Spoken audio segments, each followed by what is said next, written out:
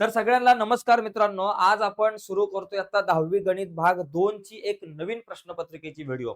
आज आपण काय बघतोय? 10वी गणित भाग बोर्ड परीक्षा मार्च 2024 ची प्रश्नपत्रिका आज आपण बघतोय. या अगोदर आपण गणित भाग 2 ची मार्च 2025 ची प्रश्नपत्रिका बघितली होती. गणित भाग 1 ची 2024 आणि 25 ची प्रश्नपत्रिका ऑलरेडी बघितले. आज ही 2024 ची प्रश्नपत्रिका आपण संपूर्ण बघण्याचा प्रयत्न करूयात. तर चला पटकन जाऊयात पुढे. झटपट पटापट प्रश्नपत्रिकांचा सराव आपण करूयात, कारण प्रश्नपत्रिकांचा सराव आपल्यासाठी खूप महत्वाचा आहे. तर बघा मित्रांनो, जग्गा मग्गा इकडे बघा. प्रश्न क्रमांक 1 पहिला जो प्रश्न आहे हा नेहमी बहुपर्यायी प्रश्न असतो. Multiple choice question. एक प्रश्न असतो, त्याला 4 ऑप्शन असतात. तर पहिल्यामध्ये ए जो प्रश्न असतो बघा, पहिल्यातला ए, पुढील प्रत्येक उपप्रश्नासाठी 4 पर्यायी उत्तरे दिली आहेत. त्यापैकी अचूक पर्याय निवडायचा आहे आणि योग्य वर्णाक्षर लिहायचं. अचूक पर्याय निवडायचा बाबांनो. बघा, याच्यामध्ये 4 प्रश्न असतात. 4 पैकी 4ही प्रश्न आपल्याला सोडवायचे असतात. ओके. आता याच्यात बघा, हा पहिला जो प्रश्न आहे, खालीलपैकी कोणत्या तारखेतील संख्या हे पायथागोरसचे त्रिकूट आहे. आता कुठली तारीख पायथागोरसचं त्रिकूट दर्शवते?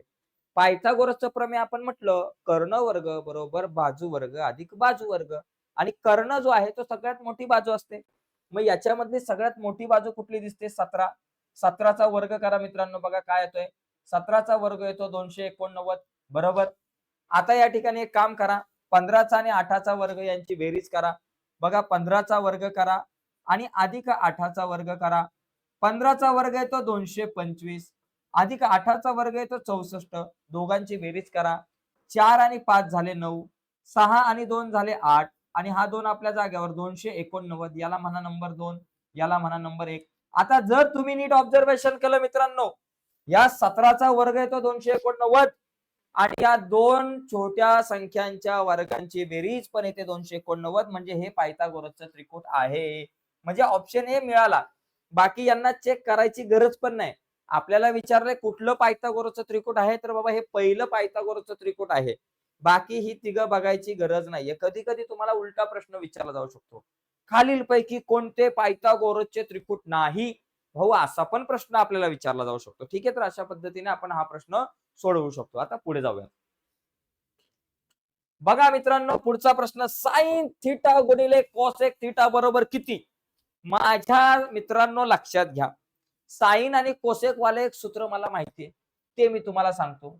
साइन थीटा बरोबर 1 छेद कोसेक थीटा हे सूत्र आपल्याला चांगल्या प्रकारे माहितीये. भावांनो, हा कोसेक भागिले इकडे आला गुणिले झाला, इथं लिहून टाकायचं साइन थीटा गुणिले कोसेक थीटा, आणि पलीकडे काय राहिलं, बिचारा एकटा टायगर एकच राहिलाय. म्हणजे साइन थीटा गुणिले कोसेक थीटा बरोबर 1 आलं.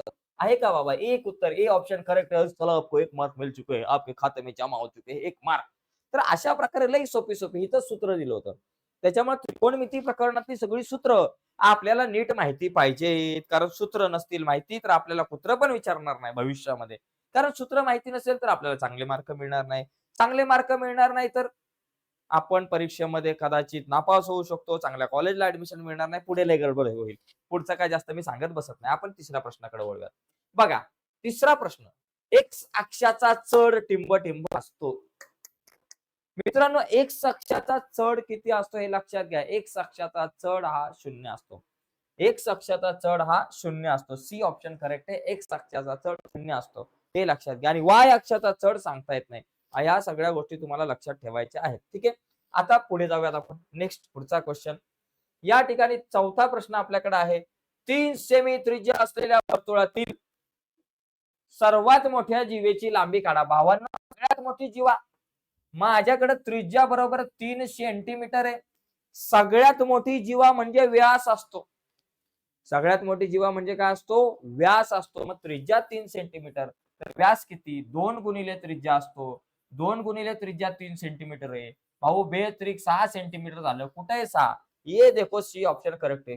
किती सोपे प्रश्न भावांनो, किती सोपे प्रश्न आपल्याला विचारले जातात. एकदम सोपे. 4थी-5वीच्या पोराचा हा प्रश्न आहे आणि तुम्हाला आलेला आहे 10वीला.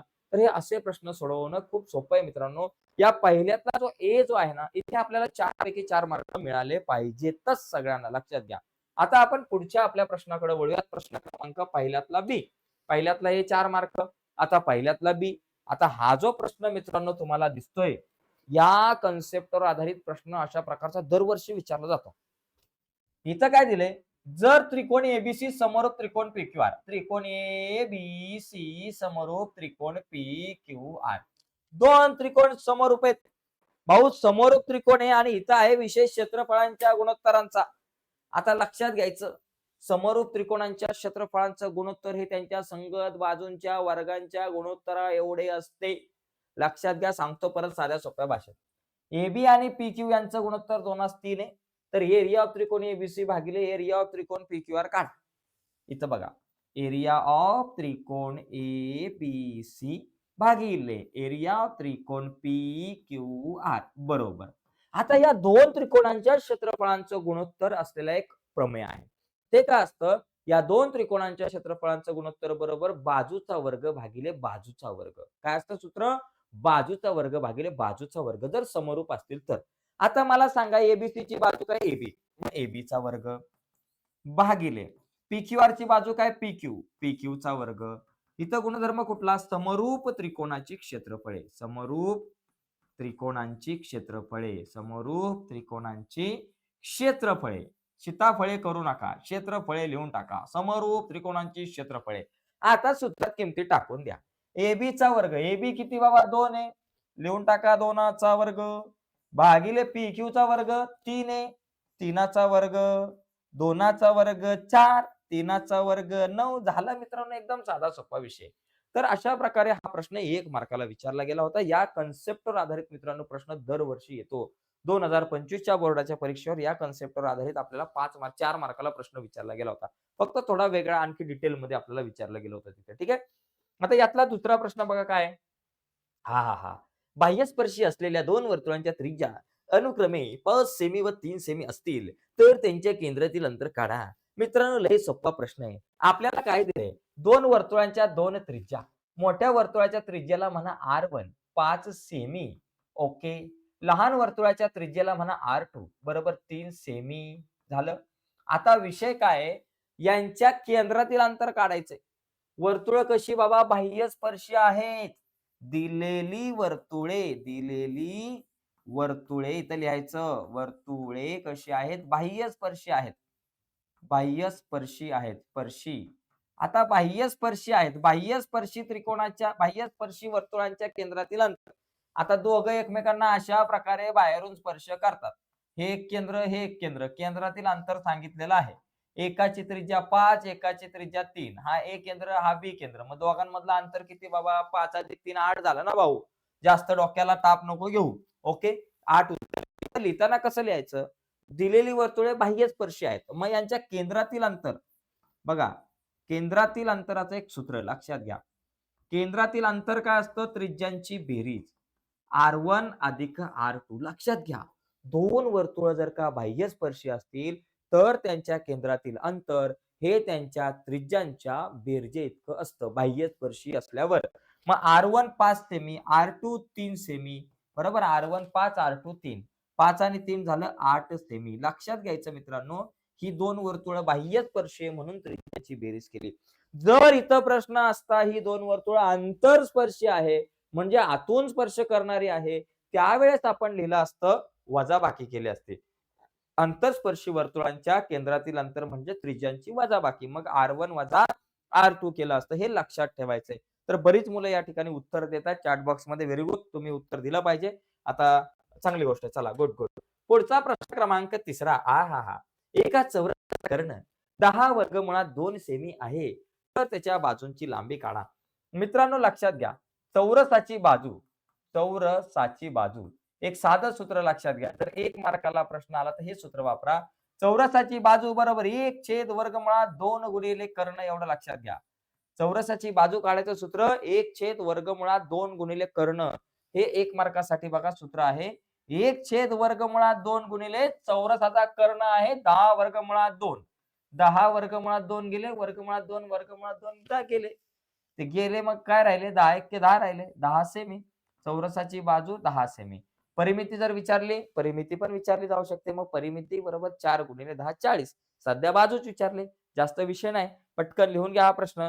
आता आपण पुढे जाऊयात. Okay, yes. अगला सवाल आपके सामने किधर गया? चौथा प्रश्न आहे. एक्स अक्षाच्या धन दिशेशी केलेला कोन 45 अंश आहे, तर चढ काढा. आता केलेला कोन 45 म्हणजे भावांनो इथं थिटा बरोबर 45 अंश आहे. थिटा जर का 45 असेल तर रेषेचा चढ किती? आता रेषेचा चढ काढायचं सूत्र ज्याला इंग्लिशमध्ये म्हणतात स्लोप. चढ काढायचं सूत्र आहे टॅन थिटा. आता टॅन थिटाची किंमत किती बाबा? 45 आहे. मग इथं लिहायचं 45. आता टॅन 45 ची किंमत किती? त्रिकोणमिती या प्रकरणामध्ये तुम्ही एक तो चार्ट आहे बघा. टॅनच्या किमतीचा sine cos, tan cosec sec कॉटच्या किमतीचा जो चार्ट आहे तो तुम्ही समजून घेतला पाहिजे आणि त्याच्यामध्ये टॅन 45 ची किंमत तुम्हाला 1 दिसेल. मग या ठिकाणी तुम्ही काय म्हणाल? चढ 1 असणार आहे. संपला विषय. एकदम सोपा प्रश्न होता. ठीक आहे. अशा प्रकारे प्रश्न क्रमांक पहिला झालेला आहे. प्रश्न क्रमांक पहिल्यामध्ये एकूण 2 उपप्रश्न असतात. पहिल्यातला ए आणि पहिल्यातला बी. पहिल्यातला ए 4 मार्काला, बी 4 मार्काला, 4 आणि 4 अशा प्रकारे हा 8 मार्कांचा प्रश्न आपण पाहिला. आता आपण प्रश्न क्रमांक दुसरा सुरू करूयात. मित्रांनो दुसरा प्रश्न जरा हटके आहे कारण दुसऱ्या प्रश्नामध्ये पण ए आणि बीच प्रश्न असतात. पण त्यातला ए जो आहे तो कृतीवर आधारित प्रश्न असतो. ज्यामध्ये 3 कृती तुम्हाला दिल्या जातील आणि त्या 3 पैकी तुम्हाला कुठल्याही 2 कृती आपल्याला कंप्लीट कराव्या लागतात. तर चला जाऊयात आणि याच्यामध्ये 4च बॉक्स असतील. किती? 4 बॉक्स असतील. 4 बॉक्स भरायचे. एका बरोबर उत्तराला अर्धा मार्क. ठीक आहे. आता इथे बघा काय करू शकतो आपण. या ठिकाणी आपल्याला काय दिलंय? बघा इथे वरील आकृतीमध्ये कोन एबीसी हा कंस हा कंस एबीसी मधील आंतरलिखित कोन आहे. तर हा जो कोन एबीसी जो आहे तो आंतरलिखित कोन आहे. म्हणजे इथं आंतरलिखित कोनाचं प्रमेय वापरायचंय. आणि कोन एबीसी 60 अंशाचा आहे. कोन एबीसीचं जे माप आहे ते 60 अंश दिलेलं आहे. आता आपल्याला सांगितलंय की एओसीचं माप काढा. एओसी म्हणजे या कोनाचं आपल्याला या ठिकाणी माप काढायचं किती? याला आपण सध्या थिटा म्हणू. चला. आता एक सूत्र लक्षात घ्या. कोन एबीसीचं सूत्र काय? कोन एबीसी हा आंतरलिखित कोन आहे. ओके. आंतरलिखित कोन आहे. मग त्याचं सूत्र काय असतं? माप कोन एबीसी बरोबर 1/2 गुणिले माप कंस एएक्ससी बरोबर. या आंतरलिखित कोनाचं माप त्याने आंतरखंडित केलेल्या कंसाच्या मापाच्या निम्म असतं. बघा इथं सूत्र दिलंय. एबीसी बरोबर 1/2 माप कंस एएक्ससी. ओके. मग हे सूत्र कुठलं बाबा? आंतरलिखित कोनाचे प्रमेय. याला म्हणायचं आंतरलिखित कोनाचे प्रमेय. आंतरलिखित कोनाचे प्रमेय. आंतरलिखित कोनाचे प्रमेय. लिखित कोनाचे प्रमेय. कोनाचे प्रमेय हे या बॉक्समध्ये तुम्ही लिहिलं पाहिजे. मी बाहेर का लिहिलं? कारण जागा कमी आहे. माझ्याकडे बॉक्स या बॉक्समध्ये लिहिलं पाहिजे आंतरलिखित कोनाचं प्रमेय. आता एबीसीचं जे माप आहे ते आपल्याला 60 अंश दिले. 1/2 गुणिले एएक्ससी आपल्या जागेवर. आता हे 2 भागिले इकडे आले गुणिले. मग 60 गुणिले 2 होतील. 60 गुणिले 2 किती झालं बाबा? 120 अंश. म्हणजे माप कंस एएक्ससी बरोबर 120 अंश. म्हणजे या कंसाचं माप 120 अंश. आता कोन एओसी बरोबर. आता या एओसीचं माप काय असणार? आता हा जो कोन एओसी हा केंद्रीय कोन आहे मित्रांनो लक्षात घ्या. या केंद्रीय कोनाचं माप आणि त्याने अंतरखंडित केलेल्या या कंसाचं माप सारखं असतं. जेवढं या कोनाचं माप तेवढंच या कंसाचं माप. दोघांची माप सारखी. म्हणून एओसी बरोबर माप कंस एएक्ससी तुम्ही या ठिकाणी लिहाल. एएक्ससी इथं काय लिहिलं पाहिजे? एएक्ससी. इथं वरती लिहितो मी एएक्ससी. माप कंस एएक्ससी. ठीक आहे. मग आता एओसीचं माप किती? एएक्ससीचं माप 120 आहे. तर एओसीचं माप सुद्धा आपल्याकडे आलं पाहिजे 120 अंश. झाला विषय. तर अशा प्रकारे हे 4 बॉक्स भरले की तुम्हाला 2 मार्क मिळून जातील. प्रत्येक बरोबर बॉक्सला अर्धा मार्क. ठीक आहे. चला आता जाऊयात पुढच्या प्रश्नाकडे. Question number 2. दुसऱ्यातला ए मधला दुसरा. हा. त्रिकोणमिती जिची वाटते भीती आता सांगू मी किती हीच ती त्रिकोणमिती कळली जर मला सूत्र ही सगळी काहीच अडचण नाही. त्रिकोणमिती समजली ना? तर ती समजण्यासाठी आपल्याला सूत्र महत्वाचे. बघा आता इथं त्रिकोण एबीसीचा जर विचार केला बघा एवढा मोठा त्रिकोण काढलाय आपण एबीसी. साइन वर्ग थिटा अधिक कॉस वर्ग थिटाची किंमत काढण्यासाठी ही कृती पूर्ण करायची. त्रिकोण एबीसी मध्ये कोन एबीसी 90 अंश मापाचा आहे. कोन सी ला दिलंय थिटा माप. एबी वर्ग अधिक बीसी वर्ग बरोबर काय? पायथागोरसच्या प्रमेयानुसार एबी चा वर्ग अधिक बीसी चा वर्ग बरोबर एसी चा वर्ग. मग लिहायचं एसी चा वर्ग. आता दोन्ही बाजूला एसी च्या वर्गाने भाग लावला. एबी वर्ग भागिले एसी वर्ग, बीसी वर्ग भागिले एसी वर्ग, एसी वर्ग भागिले एसी वर्ग. बघा एबी छेद एसी कंसाचा वर्ग, बीसी छेद एसी कंसाचा वर्ग, एसी एसी गेला 1 राहिला. आता मला सांगा एबी छेद एसी म्हणजे काय? एबी आता या थिटाच्या संदर्भात जर तुम्ही बघितलं, या थिटाच्या संदर्भात एबी भागिले एसी. एसी काय आहे? कर्ण. एसी आहे कर्ण. एबी आहे समोरची बाजू भागिले कर्ण. समोरची बाजू भागिले कर्ण कुणाचं सूत्र आहे भावांनो? थिटाच्या समोरची बाजू भागिले कर्ण. एबी छेद एसी. एबी आहे समोरची बाजू भागिले कर्ण साइन थिटा. काय असतो? Sine theta. मग इथे लिहायचं साइन थिटा. समोरची बाजू भागिले कर्ण हे साइन थिटाचं सूत्र आहे. आणि बीसी छेद एसी. आता बघा बीसी छेद एसी. बीसी ही जी बाजू आहे, या थिटाच्या लगतची बाजू आहे. काय बाबा? लगतची बाजू. आणि भागिले एसी. भागिले एसी. बीसी लगतची बाजू आहे भागिले एसी. मग मला सांगा लगतची बाजू भागिले कर्ण. ओके. ही लगतची बाजू भागिले एसी आहे कर्ण. लगतची बाजू भागिले कर्ण कोणाचं सूत्र आहे? तर ते कॉस थिटाचं सूत्र आहे. मग या ठिकाणी लिहायचं कॉस थिटा. झालं? मग आता झालं इथं साइन वर्ग थिटा अधिक कॉस वर्ग थिटा बरोबर 1 कसं काय? कारण एबी छेद एसी म्हणजे साइन आहे. हा वर्ग थिटा. बीसी छेद एसी म्हणजे कॉस आहे. कॉस वर्ग थिटा आणि बरोबर आपल्याकडे हा आला 1 झाला. तर अशा प्रकारे मित्रांनो हा प्रश्न सोडवू शकतो. पुस्तकामध्ये नाहीये, पण तरी सुद्धा हा प्रश्न तुम्हाला विचारला गेला कारण त्या कन्सेप्ट वरती आधारित आहे. बरेचसे प्रश्न असे येतात आपल्याला परीक्षेला की जे पुस्तकामध्ये नसतात, परंतु बोर्डाच्या परीक्षेला येत असतात. त्या प्रश्नाची पण तयारी पाहिजे. आता यातला बघा तिसरा प्रश्न आपण समजून घेऊयात. तिसरा प्रश्न काय की आहाहा! काय प्रश्न आहे बघा. ही एक आकृती आहे. या आकृतीमध्ये एक चौरस आहे. चौरसाच्या आतमध्ये एक अंतर्लिखित वर्तुळ काढलाय. वरील आकृतीमध्ये चौरस एबीसीडीच्या बाजू वर्तुळाला स्पर्श करतात. एबी बरोबर 14. आता ही एबी जी आहे ती 14 आहे. एबी बरोबर 14 म्हणजे चौरसाची बाजू जी आहे बघा, चौरसाची बाजू जर तुम्ही नीट बघितलं, तर ती आपल्याला 14 सेमी आहे.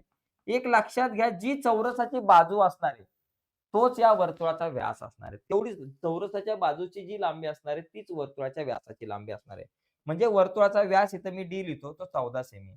वर्तुळाचा व्यास 14 सेमी तर वर्तुळाची त्रिज्या झाली 7 सेमी. या छोट्या-छोट्या गोष्टी जरा लगेच काढून ठेवल्या आपण. आता काय सांगितलंय? तर छायांकित भागाचे क्षेत्रफळ काढा. हे छायांकित भागाचं क्षेत्रफळ काढायचंय आणि हे क्षेत्रफळ काढण्यासाठी आपल्याला ही कृती पूर्ण करायची आहे. चौरसाच्या क्षेत्रफळाचं सूत्र काय मित्रांनो? बाजू वर्ग. Very good. चौरसाचे क्षेत्रफळ बाजू वर्ग म्हणजे तुम्हाला इथे लिहायचंय बाजू कंसाचा वर्ग. बाजू किती आहे? 14. चौरसाची बाजू आपल्याला दिली 14. मग 14चा वर्ग. 14चा वर्ग किती? 196 झालं. आता वर्तुळाचे क्षेत्रफळ. वर्तुळाचे क्षेत्रफळाचं सूत्र लिहायचं पाय आर वर्ग. पाय आर वर्ग. पायाची किंमत 22/7. आर चा वर्ग. आर किती मी तुम्हाला म्हटलं 7 आहे. मग 7चा वर्ग 7 गुणिले 7. 7 गेले 7 गेले. 22 7 154 आलं. बरोबर? आता छायांकित भागाचे क्षेत्रफळ म्हणजे काय? या चौरसाच्या क्षेत्रफळातून वर्तुळाचं क्षेत्रफळ वजा केलं. या चौरसाच्या क्षेत्रफळातून वर्तुळाचं क्षेत्रफळ जर वजा केलं ना, तर मला छायांकित भागाचं क्षेत्रफळ.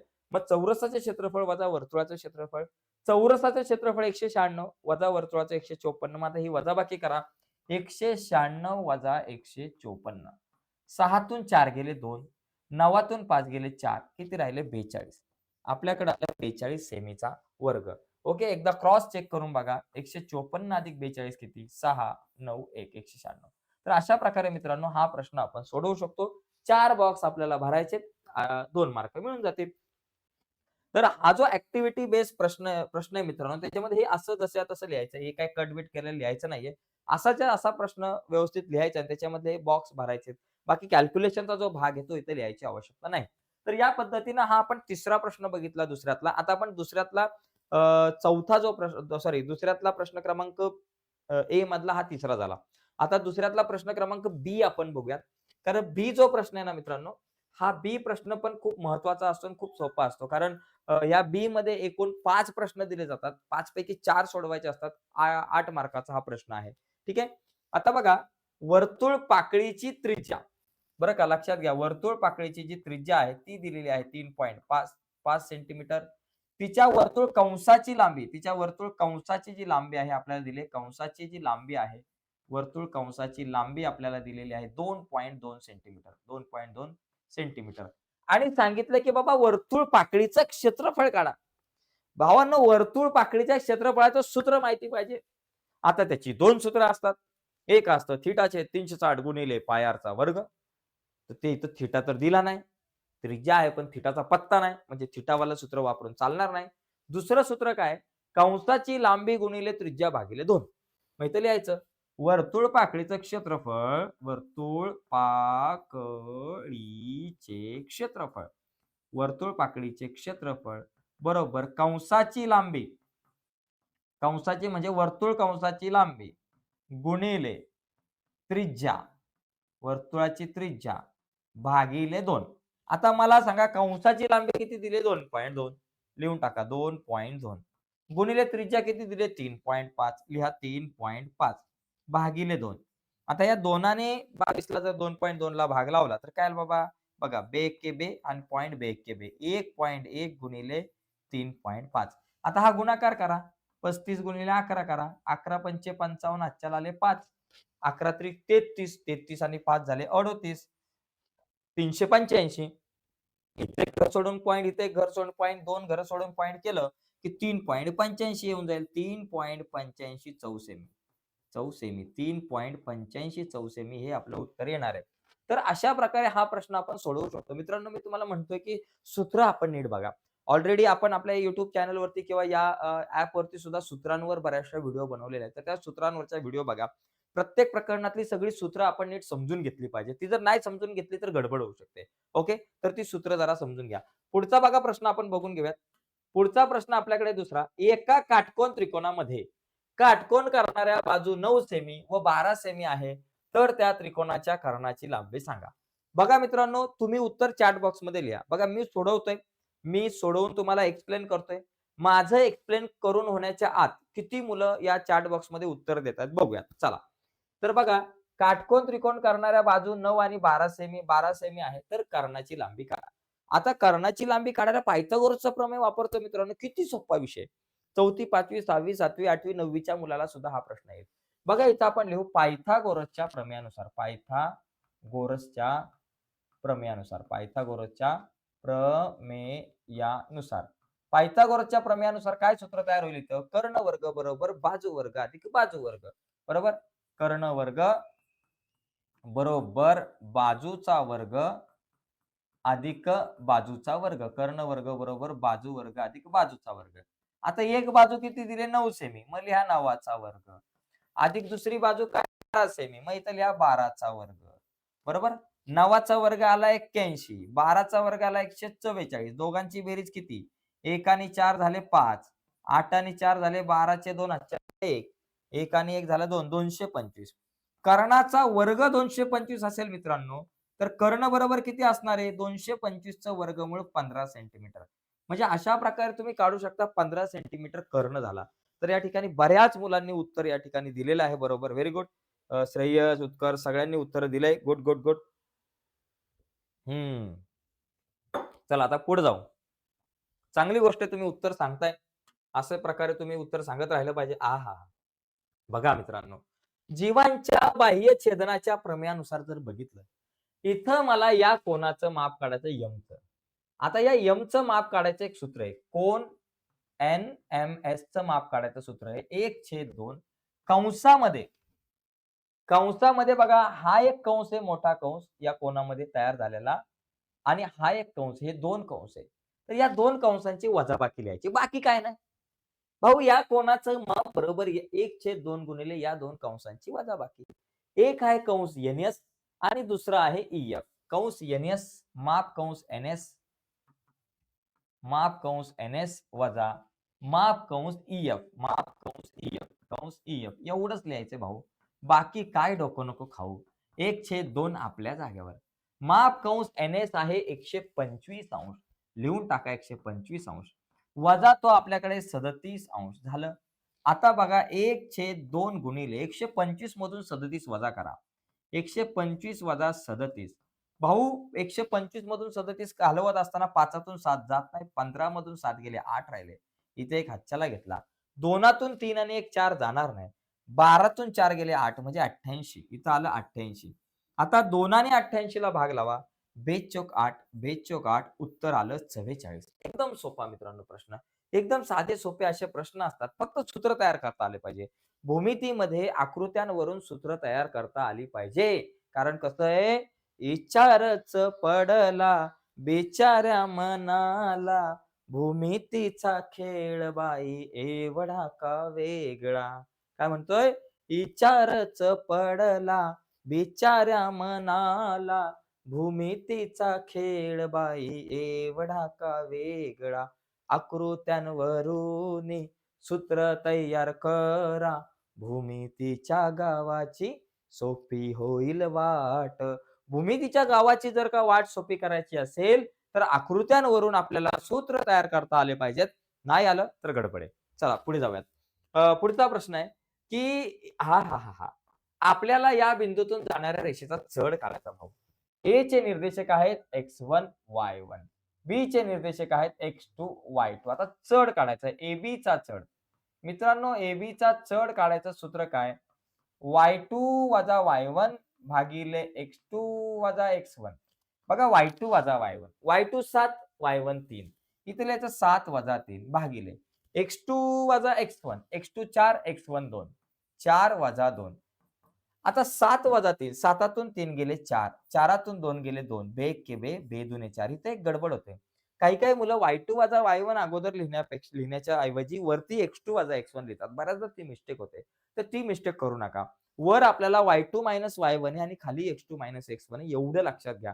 तर ते लक्षात नाही राहिलं तर गडबड होऊ शकते. नेक्स्ट क्वेश्चन बघा. पुढचा प्रश्न आहे, एका गोलाची त्रिज्या 7 सेमी आहे तर त्याचे वक्र पृष्ठफळ काढा.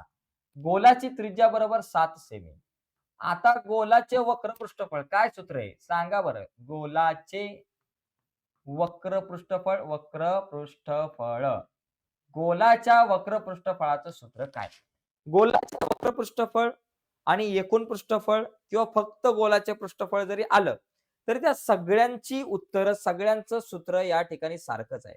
कुठलंही आलं तरी सगळ्यांचं सूत्र या ठिकाणी सारखंच आहे. बघा कसं आहे, 4 पाय आर चा वर्ग, 4 पाय आर वर्ग हे गोलाच्या वक्र पृष्ठफळाचं एकूण पृष्ठफळाचं सूत्र. आता 4 गुणिले पायची किंमत आहे 22/7 गुणिले आर चा वर्ग, आर ची किंमत 7 दिली. मग 7चा वर्ग म्हणजे 7 गुणिले 7, हे 7 गेले. 22 चोक 88 आणि गुणिले आपले 7. आता 88 गुणिले 7 करा. 88 गुणिले 7, 7 8 56, आजच्याला आले 5. 7 8 56, 56 आणि 5 झाले 61. आपल्याकडे आलं 616 चौसेमी. 616 चौसेमी हे आपल्याकडे आलं उत्तर. तर अशा प्रकारे मित्रांनो आपल्याला हा प्रश्न सोडवता येईल. एकदम सोपा आहे. फक्त सूत्र माहिती पाहिजे. ठीक आहे. तर अशा प्रकारे आपण हा दुसरा प्रश्न पण बघितला. आता तुम्ही जरा एक नीट विचार करा. प्रश्न क्रमांक पहिल्यातला बघा. प्रश्न क्रमांक आपण काय केलं? पहिला जो आहे त्याच्यातला ए बघितला, बी बघितला. प्रश्न क्रमांक आपण दुसरा जो आहे त्या दुसऱ्यातला ए बघितला, बी बघितला. पहिल्यातला ए 4 मार्क, बी 4 मार्क. दुसऱ्यातला ए 4 मार्क, बी 8 मार्क. तुम्ही जर इथं नीट बघितलं ना तर तुम्हाला इथे 20 मार्क असतात. बघा 4 त्रिक 12 आणि 8 20 मार्क. म्हणजे प्रश्न क्रमांक पहिला आणि दुसरा हे अतिशय सोपे प्रश्न असतात आणि हे दोन प्रश्न आपल्याला 20 मार्काला असतात. लक्षात घ्या, हे दोन प्रश्न आपल्याला 20 मार्काला असतात आणि पुढचे 3 प्रश्न मिळून 20 मार्क आहेत. हे 20 मार्क हातातले आहेत आणि इथं 20 पैकी 20 मार्क जर मिळवायचे असतील तर सगळी सूत्रपाठ पाहिजेत आणि जास्तीत जास्त प्रश्नपत्रिकांचा जर तुम्ही सराव केला तर इथे 20 पैकी 20 मार्क मिळतील. आता पुढचे 20 पैकी 20 मार्क कसे मिळवायचे ते आपण बघूया. त्यासाठी प्रश्न क्रमांक 3 बघा. कुठे गेला रे बाबा तू? प्रश्न क्रमांक 3. प्रश्न क्रमांक दुसऱ्यातला ए आणि तिसऱ्यातला ए सारखाच आहे, काहीच फरक नाहीये. ओके. तर आता दुसऱ्यातला ए मध्ये पण ऍक्टिव्हिटी बेस आहे. त्याच्यामध्ये तुम्हाला 2-2 मार्काचे प्रश्न असतात, 4 बॉक्स कंप्लीट करावे लागतात. तिसऱ्यातल्या ए मध्ये ऍक्टिव्हिटी बेस आहे. इथं तुम्हाला 6 बॉक्स कंप्लीट करावे लागतात, 6 बॉक्स भरावे लागतात. एका बरोबर बॉक्सला अर्धा मार्क, 6चे झाले 3 मार्क. बघा आता इथे ही आकृती दिसते. या आकृतीमध्ये इथं 2 डोळे दिसतात. तेरे मस्त मस्त दोन नैन, हे 2 डोळे आहेत. हे डोळे वेगळे, ते डोळे वेगळे आणि त्याचबरोबर इथं आपल्याला ईडी आणि बीसी समांतर दिलेली आहे. ओके.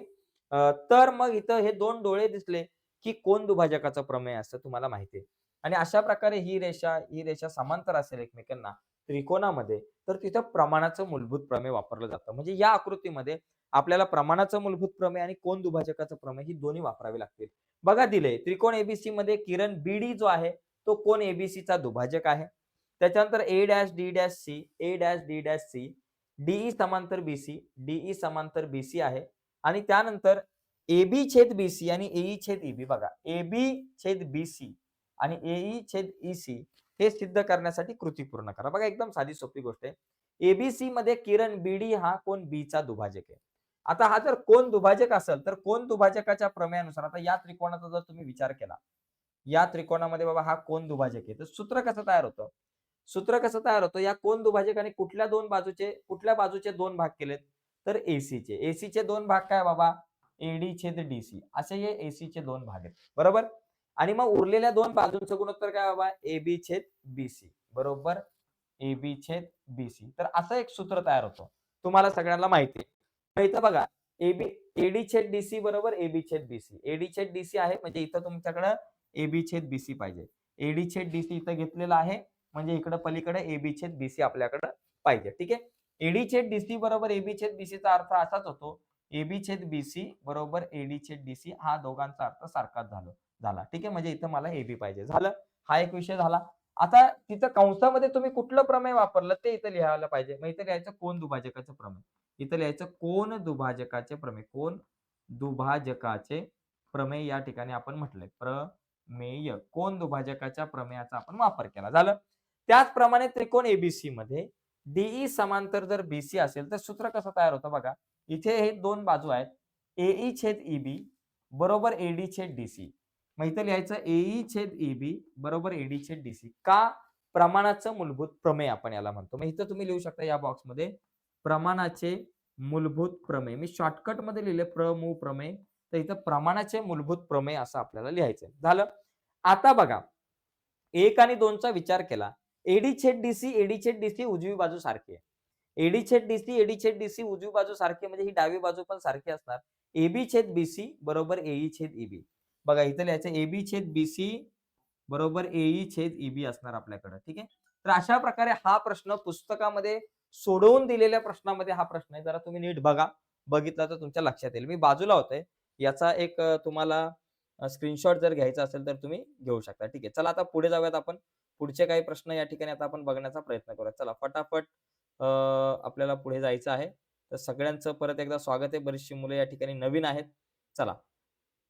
आगे का सवाल पुढचा प्रश्न आपल्यासाठी आहे. प्रश्न क्रमांक 3ऱ्यातला ए मधला आता दुसरा प्रश्न. आपल्याला या दोन प्रश्नांमधून मित्रांनो एक प्रश्न सोडवायचा असतो. आता एक तर सोडवला. आता आपण दुसरा पण प्रश्न बघूयात. बघा दुसरा प्रश्न काय आहे? दुसऱ्या प्रश्नात काय दिलंय? पी केंद्र पी असलेल्या वर्तुळाच्या जीवा ए बी आणि जीवा सी डी वर्तुळांच्या अंतर्भागात ई मध्ये एकमेकांना स्पर्श करतात, छेदतात. तर साध्य करायचंय एई गुणिले ईबी बरोबर सीई गुणिले ईडी. बघा एई गुणिले ईबी बरोबर सीई गुणिले ईडी हे सिद्ध करण्यासाठी ही आकृती आहे. आता या आकृतीमध्ये बघा कोण सीएई आणि बीडीई. बघा सीएई हा एक कोण आणि बीडीई हा एक त्रिकोण. सॉरी हे दोन त्रिकोण. यांच्यामध्ये काय एईसी बघा एईसी हा कोण आणि दुसरा डीईबी हा कोण. हे दोन कोण एकरूप आहेत. हे काय एकरूप आहेत रे? कारण एकमेकांचे विरुद्ध कोण आहेत. मग इथं तुम्ही लिहू शकता विरुद्ध कोण. हे विरुद्ध कोण आहेत म्हणून झाले एकरूप. विरुद्ध कोण झालं. आणि दुसरी गोष्ट एकाच वर्तुळ कंसात आंतरलिखित कोण. बघा बीडीई हा बीडीई हा डी कोण हा कुठल्या कंसामध्ये येतात हे बाकीचं मी रफ करतो. बघा बीडीई हा जो कोण आहे हा कोण कुठल्या कंसामध्ये येणार आहे बघा या कंसामध्ये येणार आहे. बीसी कंसामध्ये येणार आहे. कुठला हा डी कोण. त्याचप्रमाणे हा ए जो कोण आहे सीएबी हा सुद्धा याच कंसामध्ये येतोय. कुठला सीएबी कोण. मग इथे लिहायचं कोण सीएबी एकरूप बीडीई कारण एकाच वर्तुळ कंसातील आंतरलिखित कोण. आता इथं दोन कोणांच्या जोड्या एकरूप झाल्यात. जर दोन कोणांच्या जोड्या एकरूप होत असतील तर हे दोन त्रिकोण समरूप झाले. कुठल्या कसोटीनुसार कोको कसोटीनुसार. म्हणून कोण त्रिकोण सीएई समरूप त्रिकोण बीडीई समरूप झाले. कुठली कसोटी कोको कसोटी. इथं तुम्ही लिहू शकताय कोको कसोटी. कोको कोला नाही कोको कसोटी या ठिकाणी लिहायचे. म्हणजे कोण कोण दोन कोणांच्या जोड्या जर एकरूप असतील तर कोको कसोटीनुसार दोन त्रिकोण समरूप असतात. आता दोन त्रिकोण समरूप असतील तर त्यांच्या संगत बाजू प्रमाणात आहे. डीई ला संगत बाजू कुठली झाली. डीई ला कुठली आली एई. मग इथं लिहायचं एई. आणि त्याचबरोबर सीई ला कुठली आली सीई ला आली बीई. मग इथं लिहायचं बीई. झालं. इथं समरूप त्रिकोणाच्या संगत बाजू. इथं लिहायचं समरूप त्रिकोणाच्या संगत बाजू. मी सत्री स्तंभा लिहिले. सत्री स्तंभा संत्री नाही लिहिलं सत्री स्तंभा म्हणजे समरूप त्रिकोणाच्या संगत बाजू असं पूर्ण लिहायचंय. आणि म्हणून तिरकस गुणाकार जर केला एई गुणिले बीई म्हणजेच ईबी बरोबर डीई गुणिले सीई झालं. डीई गुणिले सीई झालं, हे सिद्ध झालं. तर अशा प्रकारे मित्रांनो हा प्रश्न आपल्याला सोडवायचा आहे. कृतीवर आधारित प्रश्न आहे. ठीक आहे. आता हे 2 प्रश्न आहेत. दोघांपैकी आपल्याला एक सोडवायचा असतो. आता तिसऱ्यातला जो बी आहे तो प्रश्न आपण बघूयात. प्रश्न क्रमांक तिसऱ्यातला जो बी, याच्यात बघा हा एक सोपा प्रश्न आहे. याच्यात काय दिलंय? खालील बिंदू एक रेषीय आहेत की नाही ते लिहा. आता 3 बिंदू आहेत. ए आहे, बी आहे, सी आहे. तर हे एक रेषीय केव्हा असतील? तर एक काम करायचं. इथं एबीचा चढ काढा, बीसीचा चढ काढा आणि एसीचा चढ काढा. तिघांपैकी कुठलेही 2 चढ काढा. जर हे 2 चढ कुठलेही जर सारखे असतील, एकरूप असतील, सारखेच असतील, तर त्या 3 रेषा तर हे 3 बिंदू एकरेषीय असतील, नाहीतर हे एकरेषीय नसणार आहे. तर चला आपण या ठिकाणी फटाफट घेऊयात. हा समजा बिंदू x1 आहे, y1 आहे. याचे निर्देशक x2 आणि y2 म्हटलं आणि C चे निर्देशक x3 आणि y3 म्हटलं. पहिला एबीचा चढ काढा. एबीचा चढ. आता एबीचा चढ काढायचं सूत्र ए चे निर्देशक x1 y1, बी चे निर्देशक x2 y2 आहे. मग एबीचा चढ काढायचं सूत्र y2 वजा y1 भागिले x2 वजा x1, y2 वजा y1, y2 वजा 5, y1 वजा 3, वजा 5 वजा 3 भागिले x2 वजा x1, x2 2, x1 1, 2 वजा 1, वजा 5 आपल्या जागेवर, हे वजा वजा झाले अधिक 3 भागिले 2तून 1 गेला 1, वजा अधिक वजा बाकी, 5तून 3 गेले 2, मोठ्या संख्येचं चिन्ह वजा 2 भागिले 1, वजा 2 भागिले 1 झालं वजा 2, याला म्हणायचं नंबर 1 झालं. आता पुढे बघा, एबीचा चढ झाला, आता बीसीचा काढा. एसीचा काढला तरी चालेल, आपण बीसीचा चढ काढू. चला, बीसीचा चढ. आता बीसीचा चढ काय बाबा? y3 वजा y2, y3 वजा y2 भागिले x3 वजा x2, x3 वजा x2, y3 वजा y2, y3 7 आहे आणि वजा y2 किती? वजा 5 आहेत. माहिती लिहायचं वजा 5 आणि भागिले x3 वजा x2. भाऊ x3 आपल्याकडे वजा 4, x2 2 आहे. वजा 4 आणि हे वजाचं चिन्ह आणि 2 लिहा. 7 वजा वजा अधिक 5 आणि भागिले वजा 4 वजा 2. 2 संख्यांना समान चिन्ह असेल तर यांची होणार बेरीज. 4 आणि 2 6 वजाचं चिन्ह. 7 5 12 भागिले वजा 6. 6 दुने 12. इथं आलं वजा 2, याला म्हणायचं नंबर 2. आता बघा दोघांचे चढ सारखे आले. मग लिहायचं इथं विधान 1 व 2 वरून. विधान 1 आणि 2 वरून आपल्याला दिसतंय एबीचा चढ बरोबर बीसीचा चढ. एबीचा चढ बरोबर बीसीचा चढ. एबी आणि बीसी दोघांचे चढ सारखे आहेत, म्हणून आपण म्हणू शकतो बिंदू ओ मेरी प्यारी बिंदू ए बी व सी हे एकरेषीय आहेत. एकरेषीय आहेत. एकदम सोपा विषय. एकरेषीय आहेत का? कारण हे चढ सारखे आले. परंतु जर हे 2 चढ सारखे नसते आले तर आपण म्हटलं असतं की बाबा हे 3 बिंदू एकरेषीय नाहीत. त्याच्यामुळे चढ सारखे आले पाहिजेत. चढ जर सारखे आले तरच एकरेषीय असतील, अन्यथा हे बिंदू एकरेषीय नसतील. तर इथं प्रश्न क्रमांक तिसऱ्यातल्या बी मध्ये एकूण 4 प्रश्न असतात. 4 पैकी 2 सोडवायचे असतात. ओके, आता एक तर झाला. आपण तर सगळेच सोडून देणार आहोत, त्याच्यामुळे काळजी करायची नाही. आता हाच प्रश्न जो आहे ना, हा जो आपण आता बघितला, हा प्रश्न 2025 ला 2 मार्कासाठी आला होता. दिलेले बिंदू एकरेषीय आहेत की नाही हे सांगा. म्हणजे या प्रकारचा प्रश्न येतो. कधी तुम्हाला 2 मार्काला येईल, कधी 3 मार्काला येईल, परंतु प्रश्न येईल. ओके, चला पुढे. बघा, त्रिकोण एबीसी समोर त्रिकोण एलएमएन.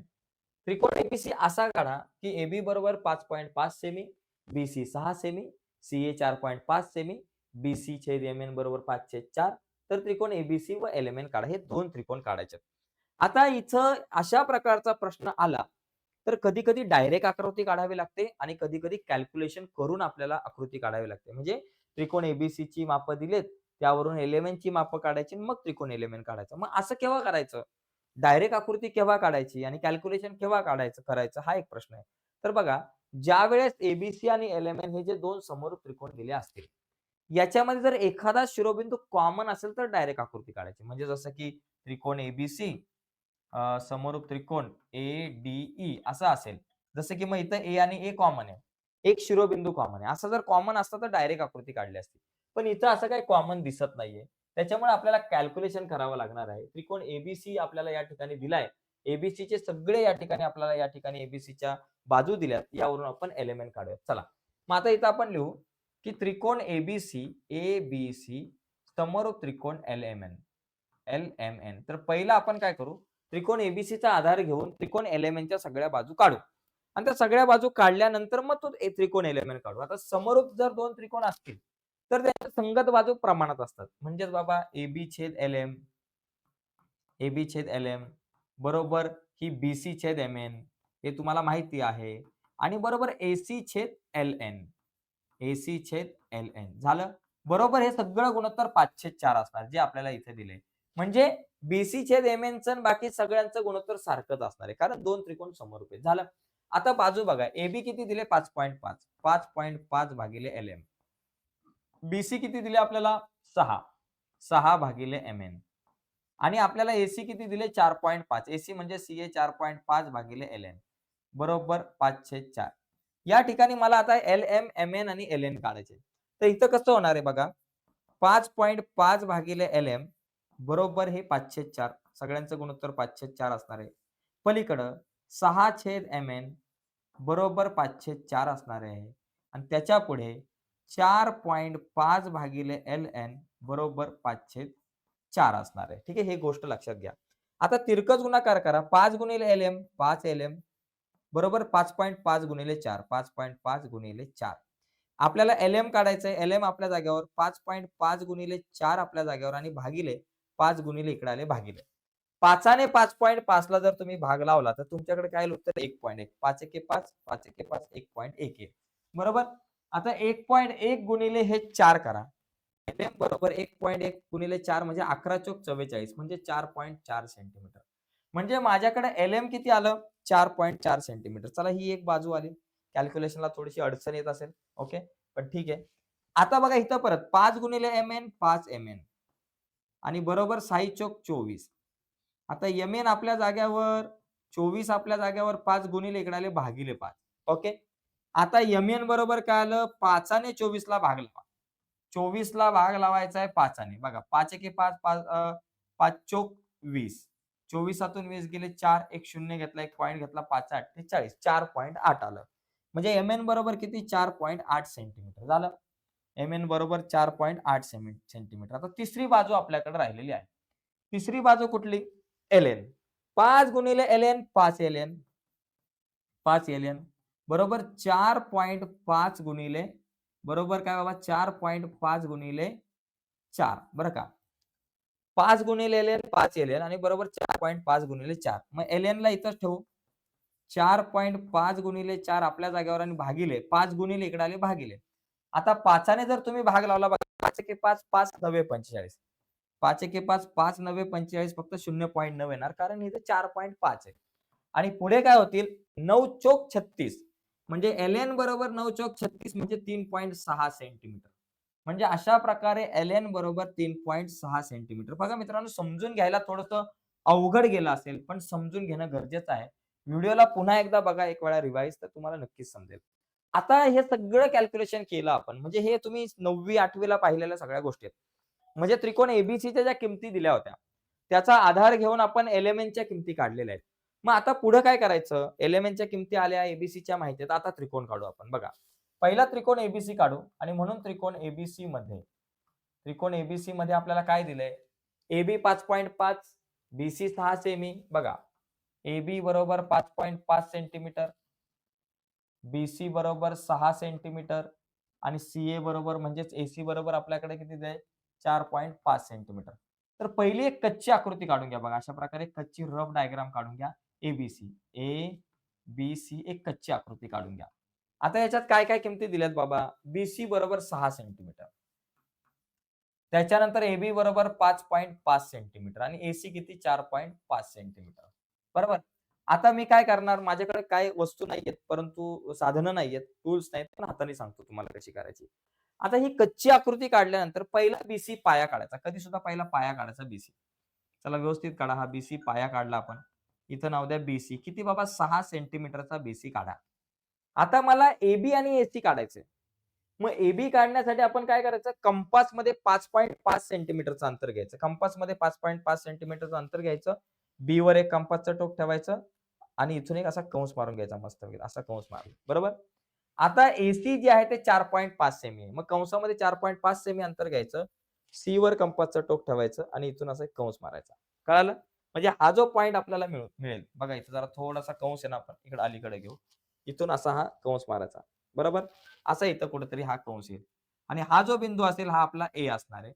मग एबीला जोडायचं आणि एसीला जोडायचं. म्हणजे हा झाला तुमचा 5.5 सेंटीमीटर आणि हा झाला 4.5 सेंटीमीटर. म्हणजे अशा प्रकारे आपण हा त्रिकोण एबीसी काढू शकतो. आता जसा आपण त्रिकोण एबीसी काढला, सेम तसाच त्रिकोण एलएमएन काढायचा आहे. ठीक आहे. आता हा एलएमएन आपण काढून घेऊयात. त्याच्या अगोदर तुम्ही व्हिडिओला पॉज करून हे लिहून घ्या किंवा ही आकृती काढून घ्या. हं. तर आता बघा, पुढचा पण त्रिकोण तुम्हाला मी काढून दाखवतो. त्यासाठी मला आता हे रफ करावं लागेल. त्रिकोण एबीसी असा काढला तुम्ही. आता त्रिकोण एलएमएन जर मला काढायचा असेल, तर मी कच्चं काम करणार एल, एम आणि एन. एमएन किती? 4.8 आहे. मग इथं लिहून टाका 4.8 सेंटीमीटर. त्याच्यानंतर एलएम किती आहे बाबा? 4.4 आहे. आणि इकडे आपल्याकडे 3.6 सेंटीमीटर दिले. ठीक आहे. आता आपण काय करू? या ठिकाणी लक्षात घ्या. इथे आता पहिला एमएन काढणार. पाया एमएन काढा 4.8 सेंटीमीटरचा एमएन. MN 4.8 centimetre. मग आता कंपासमध्ये आपण काय करणार? 4.8 सेंटीमीटरचा काढला. आता कंपासमध्ये आपण काय करायचं? कंपासमध्ये आपण या ठिकाणी मला आता एमएल काढायचा 4.4 आणि एलएन काढायचा 3.6. कंपासमध्ये 4.4 सेंटीमीटर अंतर घेणार. एम वर कंपासचा टोक ठेवून एक कंस मारणार. आता एलएन 3.6 काढायचंय. कंपासमध्ये 3.6 अंतर घेऊन एन वर कंपासचा टोक ठेवून एक कंस मारायचा आणि या दोघांना जोडून टाकायचं. मस्तपैकी छान प्रकारे जोडून टाका. इथं एल मिळाला, इथं 4.4 सेंटीमीटर, इथं 3.6 सेंटीमीटर. म्हणजे अशा प्रकारे मित्रांनो आपण ही आकृती काढू शकतो. तर एकदम सोपा प्रश्न आहे तसं बघायला गेलं तर, पण इम्पॉर्टंट आहे. ठीक आहे. आता आपण थोडंसं पुढे जाऊयात. पुढचे काही प्रश्न या ठिकाणी आपण बघण्याचा प्रयत्न करू. 2 प्रश्न झाले. तिसरा आणि चौथा प्रश्न, कारण या प्रश्नामध्ये जर तुम्ही बघितलं तर एकूण 4 प्रश्न असतात आणि 4 पैकी फक्त 2 सोडवायचे असतात. ठीक आहे. तर ही आकृती पाहिली. आता पुढचा बघा प्रश्न क्रमांक 3. आता हा जो प्रश्न आहे ना मित्रांनो, हा तुमच्याकडे जे अपोलोनियसचं जे प्रमेय असतं त्यावर आधारित असतो. बघा, त्रिकोण पीक्यूआर मध्ये अशा प्रकारे छानपैकी त्रिकोण पीक्यूआर काढायचा. पी आहे, क्यू आहे, आर आहे. काढला. याच्यामध्ये काय दिलंय? पीएम ही मध्यगा आहे. आता मध्यगा म्हणजे बघा अशा प्रकारे त्रिकोणाच्या एखाद्या कोणाचा शिरोबिंदू आणि त्याच्या समोरच्या बाजूचा मध्यबिंदू यांना जोडणारी जी रेषा आहे तिला आपण म्हणतो मध्यगा. आता ही मध्यगा म्हणजे इथं तुम्हाला क्यूएम आणि एमआर एकरूप आहे. पीएम आपल्याला 9 दिले आणि पीक्यू वर्ग अधिक पीआर वर्ग बरोबर 290 दिलेला आहे. तर आपल्याला क्यूआर काढायचं आहे. ठीक आहे. आता लक्षात घ्यायचं त्रिकोण पीक्यूआर मध्ये जर विचार केला ना तर पीएम ही मध्यगा आहे. पीएम ही मध्यगा आहे. लक्षात घ्या नीट. आणि ज्या वेळेस मध्यगा येते त्यावेळेस अपोलोनियसचं सूत्र येतं.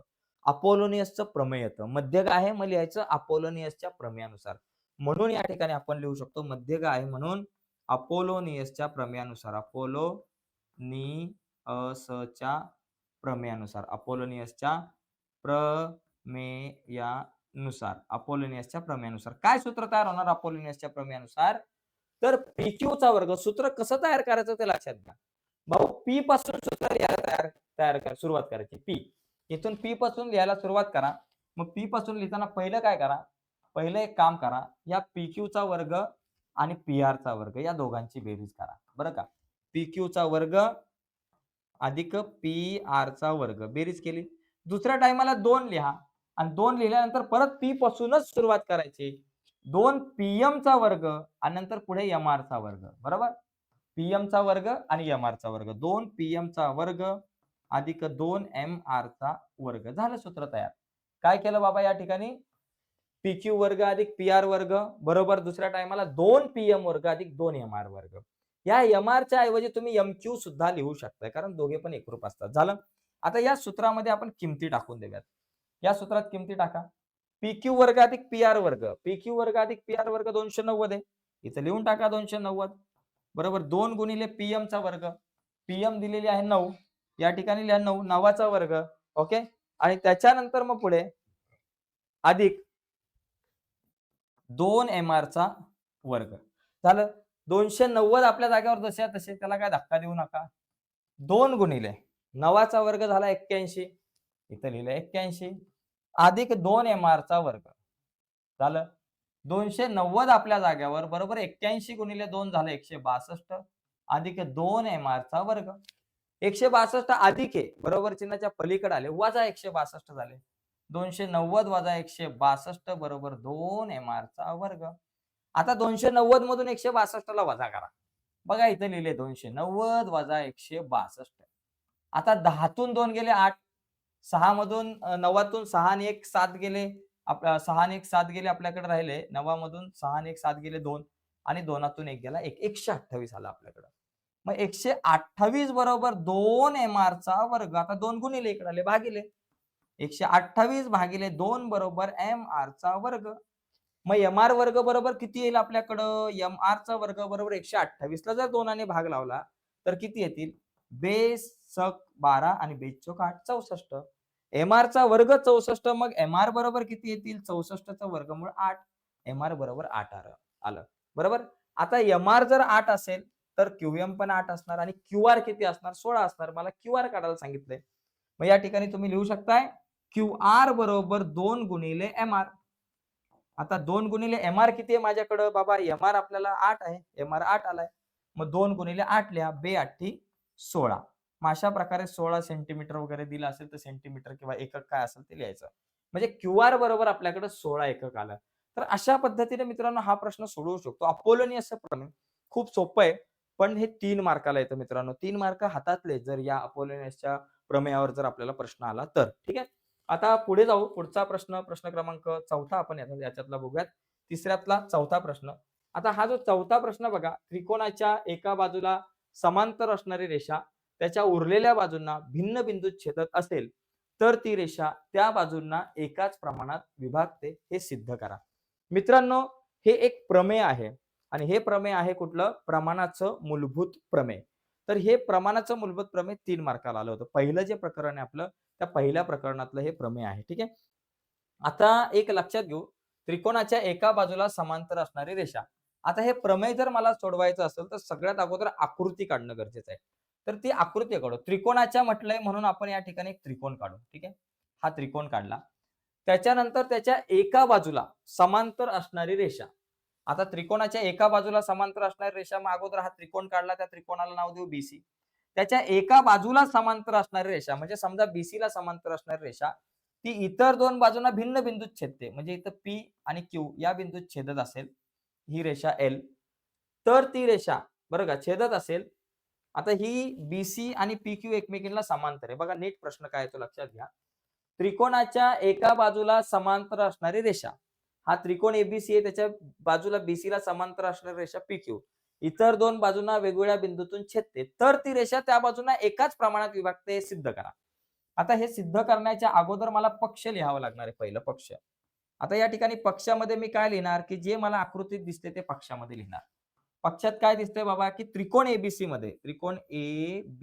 मध्ये आपल्याला दिलेलं आहे पीक्यू रेषा एल समांतर बाजू बीसी रेषा एल समांतर बाजू बीसी असं आपल्याला या ठिकाणी दिसतंय. ठीक आहे. हे पक्षामध्ये दिसतंय. ओके. आता मला सिद्ध काय करायचं आहे? आता हे प्रमेय जे आहे या प्रमेयावरती मी आता तुम्हाला शॉर्टकट मध्ये सांगतो. पण या प्रमेयावर आपण डिटेलमध्ये नंतर एक व्हिडिओ बनवणार आहोत की सगळी जी काही प्रमेय आहेत पहिलं, दुसरं, तिसरं या 3 प्रकरणातल्या सगळ्या प्रमेयांवरती आपण एक स्पेशल व्हिडिओ बनवणार आहोत. इथे तुम्हाला मी शॉर्टकटमध्ये फटाफट सांगतो कारण प्रश्नपत्रिका आहे. पण मला तुम्हाला या प्रमेयांवरती डिटेलमध्ये एक व्हिडिओ नंतर बघायला मिळेल. आता साध्य मला काय करायचं या ठिकाणी बघा. साध्य काय करायचंय की ती रेषा त्या बाजूंना प्रमाणात विभागते. म्हणजे या बाजूचं प्रमाण काय एबीचं एपी छेद पीबी. एपी छेद पीबी आणि दुसरी जी बाजू आहे एसी तिचं प्रमाण काय एक्यू छेद क्यूसी. एक्यू छेद क्यूसी हे प्रमाण सारखं आहे हे सिद्ध करायचंय आणि याच्यासाठी मला एक रचना करायची रचना. ठीक आहे. रचना मी काय करणार बघा. रचना आपल्याला या ठिकाणी काय करायची आहे की एक रचना करू आणि त्या रचनेनुसार आपण काय करू हा पीसी ला जोडू आणि त्याचबरोबर पीक्यू ला जोडू. पीसी व पीक्यू जोडला. ठीक आहे. पीसी व पीक्यू जोडला. पीसी व पीक्यू जोडला एवढं या ठिकाणी आपण लिहूया. ठीक आहे. आता सिद्धता लिहायला सुरुवात करू. सिद्धता बघा एकदम सोपा विषय. सिद्धता लिहिताना पहिला मुद्दा बघा. आता इथं सिद्धता लिहित असताना 2-3 महत्वाचे मुद्दे आहेत. मला एपी छेद पीबी हे गुणोत्तर पाहिजे आणि एक्यू छेद क्यूसी हे गुणोत्तर पाहिजे. तर सगळ्यात अगोदर मी काय करतो, हा जो एक वरचा त्रिकोण दिसला तुम्हाला, हा बघा हा लाल रंगाचा आहे एपीक्यू, आणि दुसरा एक त्रिकोण खाली हा जो तुमचा हिरव्या रंगाचा आहे, या दोन त्रिकोणांमध्ये, या दोघांमध्ये जर तुम्ही बघितलं एपीक्यू आणि बीपीक्यू, बघा त्रिकोण एपीक्यू व त्रिकोण बीपीक्यू मध्ये, या दोघांमध्ये बघा मी आता हे त्रिकोण असे काढतो व्यवस्थित जरा, बघा नीट काढतो, अशा अशा प्रकारे जरा वेगळे सुट्टे काढतो. बघा ए, इथं आहे पी, आणि इथं बी, आणि इथं क्यू. आता हे दोन त्रिकोण बघा, या दोन त्रिकोणांमध्ये बघा उंची समान आहे. या दोन त्रिकोणांमध्ये काय समान आहे? उंची समान आहे. यांना जर का मी असं थोडंसं फिरवलं आणि असं लिहिण्याचा प्रयत्न केला, यांना असं पण लिहू शकतो. इथं पी क्यू आहे, क्यू नंतर इथं आहे ए पी आणि बी, बरोबर, ए पी बी आणि हा क्यू. आता हे दोन त्रिकोण जर तुम्ही बघितले, बघा हे दोन त्रिकोण मी इथं लिहिले आणि हे दोन त्रिकोण असे लिहिले, तर या दोघांमध्ये काय समान आहे? उंची समान आहे. उंची समान आहे तर क्षेत्रफळांचं गुणोत्तर काय येणार? पाया भागिले पाया. मग या त्रिकोणाचा पाया काय? एपी, आणि या त्रिकोणाचा पाया पीबी आहे. म्हणजे ए पी क्यू चा पाया एपी आणि पी क्यू बी चा पाया आहे पीबी. मग इथं आपण लिहू शकतो की बाबा एरिया ऑफ त्रिकोण ए पी क्यू भागिले एरिया ऑफ त्रिकोण बी पी क्यू, या दोन त्रिकोणांच्या क्षेत्रफळांचं गुणोत्तर. या दोघांमध्ये उंची समान आहे, उंची क्यू, सॉरी उंची समान आहे कारण ती क्यू पासून तुम्ही मोजणार, एक शिरोबिंदू कॉमन आहे, उंची समान आहे, मग क्षेत्रफळांचं गुणोत्तर पाया भागिले पाया येणार आहे. मग एपी क्यू चा पाया एपी, बरोबर, आणि दुसरा जो बीपी क्यू चा पाया काय झाला तुमचा? पीबी, पीबी म्हणा, एपी छेद पीबी झाला. इथं लिहायचं समान उंचीचे त्रिकोण, समान उंचीचे त्रिकोण, उंचीचे त्रिकोण, या दोन त्रिकोणांची उंची समान आहे. लक्षात आला असेल तुमच्या मुद्दा, की बाबा बघा या दोन त्रिकोणांमध्ये ए पी क्यू आणि बी पी क्यू यांच्यामध्ये उंची समान आहे, कारण क्यू हा शिरोबिंदू सामायिक आहे, म्हणून क्षेत्रफळांचं गुणोत्तर पाया भागिले पाया. वरच्या त्रिकोणाचा पाया एपी का? कारण उंची क्यू पासून होणार, डोकं क्यू ठिकाणी आहे म्हणून पाया एपी, आणि खालच्या त्रिकोणाचा पीबी. सेम तसंच त्रिकोण ए पी क्यू व त्रिकोण सी पी क्यू मध्ये सेम मित्रांनो तोच विषय आहे. दुसरा बघा एपीक्यू, हा एपीक्यू वरचा आणि सीपीक्यू, आता हा बघा ब्ल्यू कलरचा त्रिकोण सीपीक्यू, या दोघांचा विचार. तसंच या दोघांमध्ये या दोन त्रिकोणांच्या क्षेत्रफळांचं गुणोत्तर एरिया ऑफ त्रिकोण ए पी क्यू भागिले एरिया ऑफ त्रिकोण सी पी क्यू, या दोन त्रिकोणांच्या क्षेत्रफळांचं गुणोत्तर काय होणार? या दोघांमध्ये बघा पी हा शिरोबिंदू सामायिक आहे, दोघांमध्ये पी सामायिक आहे, मग यांची उंची समान आहे या दोन त्रिकोणांची, बरोबर, या दोन त्रिकोणांची पण उंची समान आहे, म्हणून क्षेत्रफळांचं गुणोत्तर पाया भागिले पाया येणार. वरच्या त्रिकोणाचा पाया तुम्ही आता एक्यू पकडणार कारण उंची पी पासून तुम्ही मोजणार आहे, म्हणून वरच्या त्रिकोणाचा पाया एक्यू म्हणजे ए पी क्यू, या त्रिकोणाचा पाया आहे एक्यू, आणि खाली जो आपला त्रिकोण आहे पी क्यू सी किंवा सी पी क्यू, याचा पाया तुम्ही पकडणार क्यू सी, आणि इथं हेच लिहिणार समान उंचीचे त्रिकोण, एवढंच आपल्याला या ठिकाणी लिहायचं आहे. आता जर का तुम्ही नीट ऑब्झर्वेशन केलं इथे, तर बघा एपी छेद पीबी आणि एक्यू छेद क्यूसी, एपी छेद पीबी एक्यू छेद क्यूसी आलेला आहे. फक्त आता हे दोघ जण एकरूप दिसले पाहिजे. आता हे दोघ जण दोन्ही गुणोत्तर सारखी केव्हा दिसतील? ज्यावेळेस ही दोन गुणोत्तर सारखी असतील तेव्हा. पण आता या दोन गुणोत्तरांचा जर विचार केला तर वर एपीक्यू आहे, इथे वरच्या जर तुम्ही गुणोत्तरामध्ये जर बघितलं तर वर एपीक्यू आहे, खालच्या गुणोत्तरामध्ये सुद्धा वर एपीक्यू आहे, म्हणजे एपीक्यू एपीक्यू हा वरचा भाग समान आहे. आता खालचा भाग जर बघितला तर खालच्या भागामध्ये काय, इथं आहे बीपीक्यू, इथं आहे सीपीक्यू, इथं वेगवेगळा भाग दिसतोय. जर आपण ही दोन त्रिकोणांची क्षेत्रफळे सारखी दाखवली एपीक्यू व बीपीक्यू तर आपलं काम होईल. आता बघा त्रिकोण एपीक्यू कुठला, सॉरी बीपीक्यू आणि सीपीक्यू, ही दोन जी वेगवेगळे त्रिकोण दिसतात, ही क्षेत्रफळ जर तुम्ही सारखी दाखवली तर मग या दोन बाजू सारख्या येतील, कारण वरचा त्रिकोण एकच आहे आणि खालचा जो त्रिकोण जर तुम्ही बघितला तर ती जर एकरूप दाखवले तर आपलं काम झालं. तर आता या ठिकाणी आपण काय करू, बघा बीपीक्यू कुठला, बीपीक्यू, या बीपीक्यू त्रिकोणाचा जर तुम्ही विचार केला तर बीपीक्यूचा पाया काय, पीक्यू आहे, आणि खालचा जो सीपीक्यू, सीपीक्यू त्रिकोणाचा विचार केला तर त्याचा पाया पण पीक्यू आहे, म्हणजे बीपीक्यू सीपीक्यू या दोन त्रिकोणांचा पाया समान आहे. आता उंची चेक करा, या दोन त्रिकोणांचा जर विचार केला बीपीक्यू नीट बघा आणि सीपीक्यू व्यवस्थित बघा, हे दोन्ही त्रिकोण या समांतर रेषांमध्ये येतात, एल आणि बीसी. मग समांतर रेषांमध्ये येतात म्हणजे यांची उंची पण समान आहे, म्हणजे या दोन त्रिकोणांचा पाया आणि उंची हे दोन्ही घटक सारखे आहेत आणि ज्यावेळेस एखाद्या त्रिकोणाचा पाया आणि उंची दोन्ही सारखे असतात त्यावेळेस त्यांची क्षेत्रफळे सारखे असतात. मग तुम्ही तिसरा गुणोत्तर लिहू शकताय की बाबा त्रिकोण BPQ बरोबर बरोबर एरिया ऑफ त्रिकोण BPQ बरोबर एरिया ऑफ त्रिकोण CPQ. का? कारण पाया व उंची समान. व उंची समान. पाया आणि उंची समान असलेले त्रिकोण. या दोन त्रिकोणांच्या पाया आणि उंची समान म्हणून यांची क्षेत्रफळ सारखी. मग आता चौथा पॉइंट तुम्ही लिहू शकता बघा. 1, 2 आणि 3 वरून तुमच्या काय लक्षात येतंय? बघा ही दोन्ही गुणोत्तर सारखी. एपीक्यू तो वरचा भाग तर सारखाच आहे आणि खालच्या भागामध्ये बीपीक्यू आणि सीपीक्यू 3 वरून सारखं आहे. म्हणून तुम्ही लिहू शकता एरिया ऑफ त्रिकोण एपीक्यू भागिले एरिया ऑफ त्रिकोण बीपीक्यू बरोबर एरिया ऑफ त्रिकोण एपीक्यू भागिले एरिया ऑफ त्रिकोण सीपीक्यू. इथं लिहायचं 1, 2, 3 वरून. 1, 2, 3 वरून काय केलं? वरचं गुणोत्तर खालचं गुणोत्तर ही दोन्ही गुणोत्तर सारखी आहेत. ओके.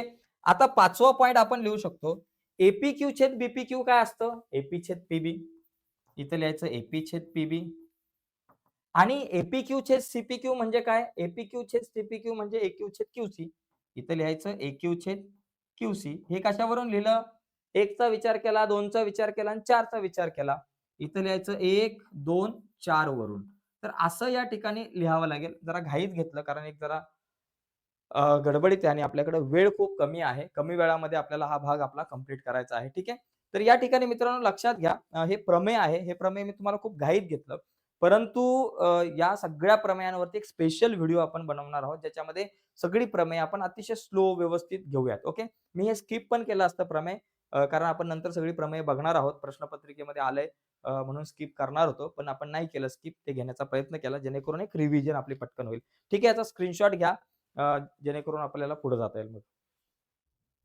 तर बघा मित्रांनो हा चौथा जो प्रश्न आहे चौथ्या प्रश्नामध्ये काय खालीलपैकी 2 प्रश्न सोडवा. आपल्याला 3 प्रश्न दिले जातात आणि त्या 3 पैकी कुठलेही 2 प्रश्न आपल्याला सोडवायचे असतात आणि चौथा प्रश्न थोडासा अवघड वाटतो. पण जर तुम्ही प्रयत्न केला तर तुम्हाला नक्कीच जमू शकतो. जसं की त्रिकोणमिती प्रकरणातला हा एक प्रश्न आहे.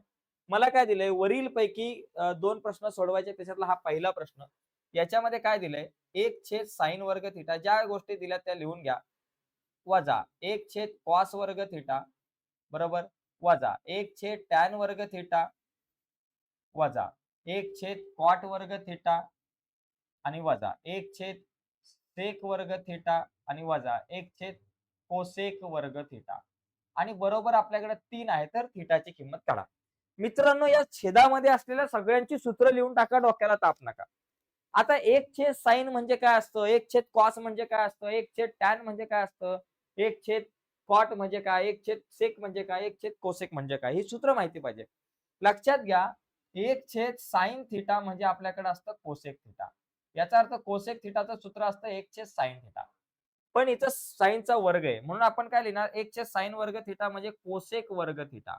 झालं वजा 1/cos वर्ग थिटा म्हणजे सेक वर्ग थिटा ही सूत्र माहिती पाहिजे. म्हणजे इथं लिहायचं सेक वर्ग थिटा. 1/tan म्हणजे कॉट असतं. मग इथं लिहायचं कॉट वर्ग थिटा. सगळीकडे वर्ग आहे म्हणून वर्ग. 1/cot म्हणजे टॅन असतं. मग इथं लिहा टॅन वर्ग थिटा. 1/sec म्हणजे काय असतं बाबा 1/sec म्हणजे आपल्याकडे असतं कॉस. मग इथे लिहायचं कॉस वर्ग थिटा आणि 1/cosec म्हणजे असतं साइन म्हणून या ठिकाणी लिहिलं साइन वर्ग थिटा. आणि बरोबर आपल्याकडे आले 3. साइन वर्ग थिटा बरोबर 3 लिहिले. आता एक काम करायचं या ठिकाणी लक्षात घ्या. आता आपल्याकडे रिलेशन थोडंसं बघायचं काय आहे. कोसेक आहे हां, आता या ठिकाणी बघा लक्षात घ्या. इथे कॉस आणि साइनचा दोघांच्या जोडीचं एक सूत्र असतं. तुम्ही साइन वर्ग थिटाच्या जागेवर कॉस वर्ग थिटामध्ये सूत्र लिहू शकताय. त्याचबरोबर कोसेक आणि कॉटचं एक रिलेशन असलेलं एक सूत्र आहे आपल्याकडं आणि सेक आणि टॅनचं रिलेशन असलेलं एक आपल्याकडे सूत्र असतं. ते कुठलं बघा. आपण आता या 2 जोड्यांपैकी एका जोडीचं सूत्र लिहायचं. या 2 जोड्यांपैकी एका जोडीचं सूत्र लिहायचं आणि या 2 जोड्यांपैकी एका जोडीचं सूत्र लिहायचं. आता कॉस वर्गचं काय असतं बाबा? कोसेक वर्ग थिटाचं सूत्र काय असतं बघा. कोसेक वर्ग थिटा बरोबर 1 अधिक कॉट वर्ग थिटा. बरोबर हे सूत्र तुम्हाला माहिती आहे. मग कोसेक वर्ग थिटाच्या ऐवजी लिहायचं 1 अधिक कॉट वर्ग थिटा वजा सेक वर्ग थिटाचं सूत्र काय असतं? 1 अधिक टॅन वर्ग थिटा. इथं कंस का लिहिला? कारण इथे बाहेर वजा आहे. सेक वर्ग थिटाचं असतं 1 अधिक टॅन वर्ग थिटा वजा कॉट वर्ग थिटा, याला काय लिहू नका. वजा टॅन वर्ग थिटा आपल्या जागेवर लिहा. वजा कॉस वर्ग थिटा पण आपल्या जागेवर लिहा आणि वजा साइन वर्ग थिटाचं सूत्र काय? बघा साइन वर्ग थिटा. साइन वर्ग थिटा बरोबर 1 वजा कॉस वर्ग थिटा लक्षात घ्या. कारण साइन वर्ग थिटा अधिक कॉस वर्ग थिटा बरोबर माझ्याकडे 1 असतं. मग हा कॉस वर्ग थिटा अधिक आहे तर पलीकडे गेला वजा झाला म्हणजे साइन वर्ग थिटा म्हणजे 1 वजा कॉस वर्ग थिटा बरोबर 3. आता हे बाकीचं रफ करू. आता इथे काय होतंय जुगाड ते आता या ठिकाणी आपण बघूयात. बघा. आता 1 अधिक बघा या ठिकाणी 1 अधिक इथं वजा 3 आहे. मी चुकून सगळीकडे 3-3 लिहत बसलो. वजा 3 आहे एवढं लक्षात घ्या. वजा 3 आणि इथे वजा 3. बघा काय होईल. 1 अधिक कॉट वर्ग थिटा आपल्या जागेवर बाबा तसा तसा. वजाचं चिन्ह आतली चिन्ह बदलली. अधिकचं वजा 1, अधिकचं वजा टॅन वर्ग थिटा. त्याच्यानंतर हे वजा कॉट वर्ग थिटा आपल्या जागेवर. परत वजा टॅन वर्ग थिटा आपल्या जागेवर. वजा कॉस वर्ग थिटा आपल्या जागेवर आणि हे वजाचं चिन्ह आतली चिन्ह बदलले. अधिकचं वजा 1, वजाचा अधिक कॉस वर्ग थिटा बरोबर वजा 3. आता काय कट होईल ते बघा. बघा हा अधिक कॉट वर्ग थिटा सॉरी अधिक कॉट वर्ग थिटा आणि हा वजा कॉट वर्ग थिटा गेला. कॉस वर्ग थिटा वजा मधला अधिक मधला गेला. त्याचबरोबर इथं अधिक 1 हे अधिक 1 आणि हे वजा 1 सुद्धा गेले. बाकी सगळे राहिले. इथं वजा टॅन आहे ते काय कट होणार नाही. आता आपण या ठिकाणी बघा काय लिहू शकतो. हा 1 आणि हा 1 गेलाय. वजा आणि वजा अधिक, वजा वजा अधिक. मग या ठिकाणी वजा टॅन वर्ग थिटा, वजा टॅन वर्ग थिटा, 2 टॅन वर्ग थिटा फक्त लिहायचं.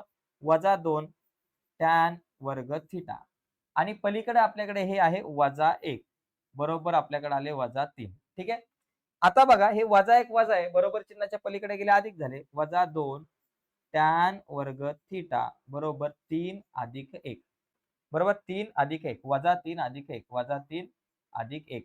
मग आपल्याकडे काय येतील बाबा वजा 2 टॅन वर्ग थिटा बरोबर वजा अधिक वजा बाकी 3 1 गेले 2. फक्त या ठिकाणी लिहा वजा 2. आता दोन्हीकडे वजा वजाचे चिन्ह घालवा. 2 टॅन वर्ग थिटा बरोबर 2 येईल. ठीक आहे. मग आपण लिहायचं टॅन वर्ग थिटा बरोबर 2 आपल्या जागेवर. हे 2 गुणिले बरोबर चिन्हाच्या पलीकडे गेले भागिले 2 झाले. मग आता पलीकडे आपण लिहू टॅन वर्ग थिटा बरोबर 2 भागिले 2 किती झाला 1. टॅन वर्ग थिटा बरोबर 1. मग टॅन थिटा बरोबर किती बाबा 1चं वर्गमूळ 1. मग टॅन थिटा बरोबर 1 म्हणजे किती टॅन थिटा असतो. 1 म्हणजे आपल्याकडे टॅन 45 ची किंमत 1 असते लक्षात घ्या. तुमच्याकडे त्रिकोणमितीचा जो काही टेबल आहे त्याच्यामध्ये टॅन 45 ची किंमत 1 असते. म्हणून आपण इथे लिहायचं टॅन 45. आता या ठिकाणी बघा टॅन थिटा बरोबर टॅन 45 म्हणजे थिटा किती झाला तुमच्याकडं 45 अंश.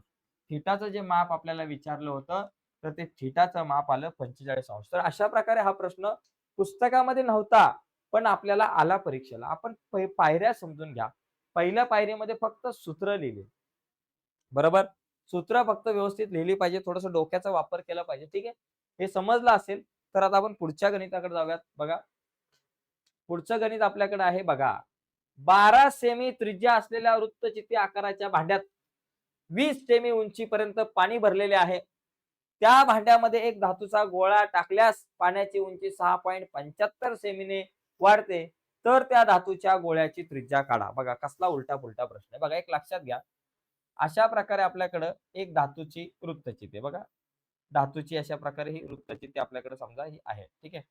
आता याची काय त्रिज्या 12 सेमी. आता इथं त्रिज्या बरोबर किती बाबा 12 सेंटीमीटर. इथं त्रिज्या आपण 12 सेमी पकडू.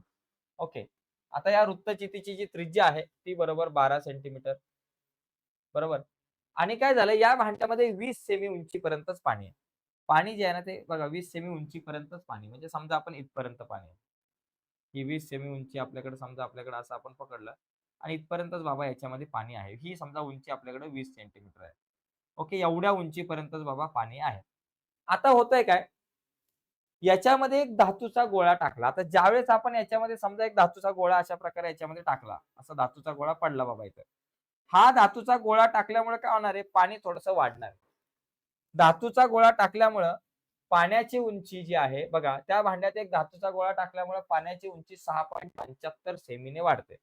म्हणजे ही जी उंची आहे पाण्याची, ही अशा प्रकारे किती वाढते? 6.75 सेमी. म्हणजे एवढी उंची पाण्याची वाढलेली आहे. ती किती उंची वाढले? 6.75 सेंटीमीटर एवढी उंची या ठिकाणी वाढली. आपण घेऊ. बाबा 6.75 सेंटीमीटर एवढी उंची वाढली. तर त्या धातूच्या गोळ्याची त्रिज्या काढा. आता त्या धातूच्या गोळ्याची त्रिज्या काढण्याच्या अगोदर धातूच्या गोळ्याचं घनफळ आपण काढू शकतो. घनफळ किती असणार आहे? हे जेवढं वाढलेलं जे पाणी आहे मित्रांनो, जेवढं वाढलेलं पाणी आहे, या 20 सेमीचा काय उपयोगच नाही. जेवढं पाणी वाढलेलं आहे मित्रांनो, तेवढं घनफळ काय असणार आहे? धातूच्या गोळ्याचं असणार आहे. मग आपण काय करू? वाढलेल्या पाण्याचे घनफळ काढू. वाढलेल्या वाढलेल्या पाण्याचे घनफळ आपण काढू. पाण्याचे घनफळ काढू. घनफळ वाढलेल्या पाण्याचे घनफळ आपण त्याला म्हणू V1. ठीक आहे. आता हे वाढलेल्या पाण्याच्या घनफळासाठी त्रिज्या किती? याची त्रिज्या त्यांनी सांगितली बाबा त्रिज्या 12 सेमी आहे. घेतली 12 सेंटीमीटर. आता इथं उंची काय असणार माहिती आहे का मित्रांनो? उंची 6.75 कारण वाढलेल्या पाण्याची उंची 6.75 आहे. मग इथं तुम्ही उंची घ्या 6.75 सेंटीमीटर. मग आता सूत्र बघा V1 बरोबर पाय आर वर्ग एच धातूच्या सॉरी ही जी काही लंबवृत्तचित्र तुमच्याकडे आहे तिच्या घनफळाचं सूत्र लिहिलं.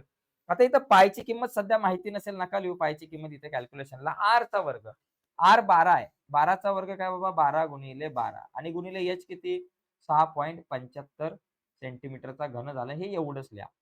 आता बघा लक्षात घ्या या वाढलेल्या पाण्याचं घनफळ आणि गोलाचं घनफळ पण सेमच असणार. मी इथे लिहायचं गोलाचे घनफळ घनफळ बरोबर वाढलेल्या पाण्याचे घनफळ बरोबर वाढलेल्या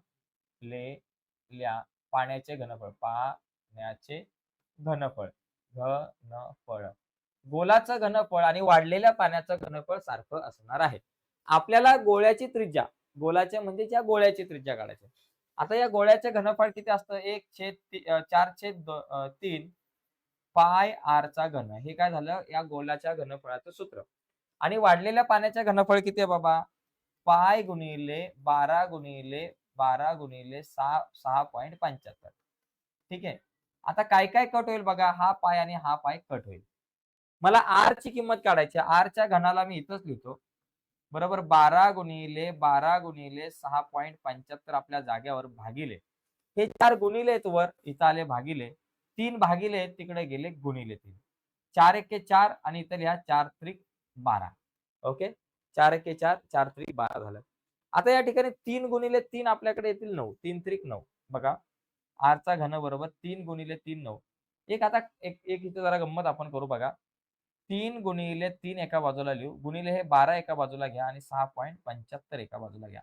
आता एक काम करा 3 गुणिले 3 गुणिले 12 म्हणजे काय झालं 3 चोक 12 4 गुणिले 6.75 तर या दोघांचा गुणाकार करून बघा काय आपल्याला मिळते 4 गुणिले 6.75 करा बघा 6.75 गुणिले 4 6.75 गुणिले 4 करा काय येतं बघा 4 पंचे 20चे शून्य हातच्याला आले 2 4 7 28 28 आणि 2 किती झाले 29 30 30चे शून्य हातच्याला आले 3 साईचोक 24 25 26 27 27.00 म्हणजे 27 म्हणजे काय झालं 3 एके 3 3 एके 3 बघा 3 त्रिक 9 9 त्रिक 27 वगैरे येतील इथे लिहायचं 27 आणि इथं बघा या दोघांचा गुणाकार आला 27 असं सुद्धा तुम्ही करू शकताय 27 गुणिले 27 किती झालं 729 म्हणजे आर चा घन बरोबर 729 आलं.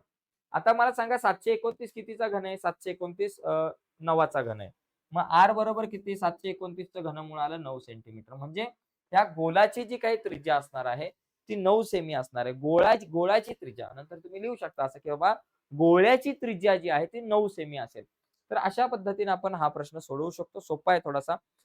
फक्त इथे घनफळाचं सूत्र वापरायचं होतं. पुस्तकामध्ये हा प्रश्न आहे. सराव संच 7.1 मधला प्रश्न होता हा. ठीक आहे. पुढे जाऊयात आता. बघा आता इथं तुम्हाला आकृती काढायची होती जी 4 मार्काला विचारली होती. सोपी आकृती आहे बघा. पण थोडीशी किचकटच आहे. ओ केंद्र घेऊन 3 सेमी त्रिज्येचे वर्तुळ काढा. चला पहिलं वर्तुळ तरी काढा. 3 सेंटीमीटर त्रिज्येचं वर्तुळ काढलं आणि ओ केंद्र घेतलेलं आहे. वर्तुळाच्या बघा या वर्तुळास पी या बाह्य बिंदूतून पीए व पीबी हे स्पर्शिका खंड असे काढा. बघा लक्षात घ्या. आता पीए आणि पीबी हे दोन स्पर्शिका खंड आहेत. अशा प्रकारे हा आणि हा, इथं समजा पी ए आणि पी बी असे दोन स्पर्शिका खंड आहे आणि ओ जो आहे तो आपल्या या ठिकाणी ओ काय आपल्याकडं ओचा जर विचार केला तर ओ केंद्रबिंदू आहे. तर असे हे स्पर्शिका खंड काढायचे आहेत की इथं मिळणारा जो कोन आहे तो 70 अंशाचा असणार आहे. आता इथून समजा मी इथं पी घेतला तर इथून 70 मापाचे कोन काढणं थोडंसं अवघड आहे. आता एक लक्षात घ्यायचं थोडासा वेगळा विचार करायचा होता. एओ आणि बीओ ला जर तुम्ही जोडलं.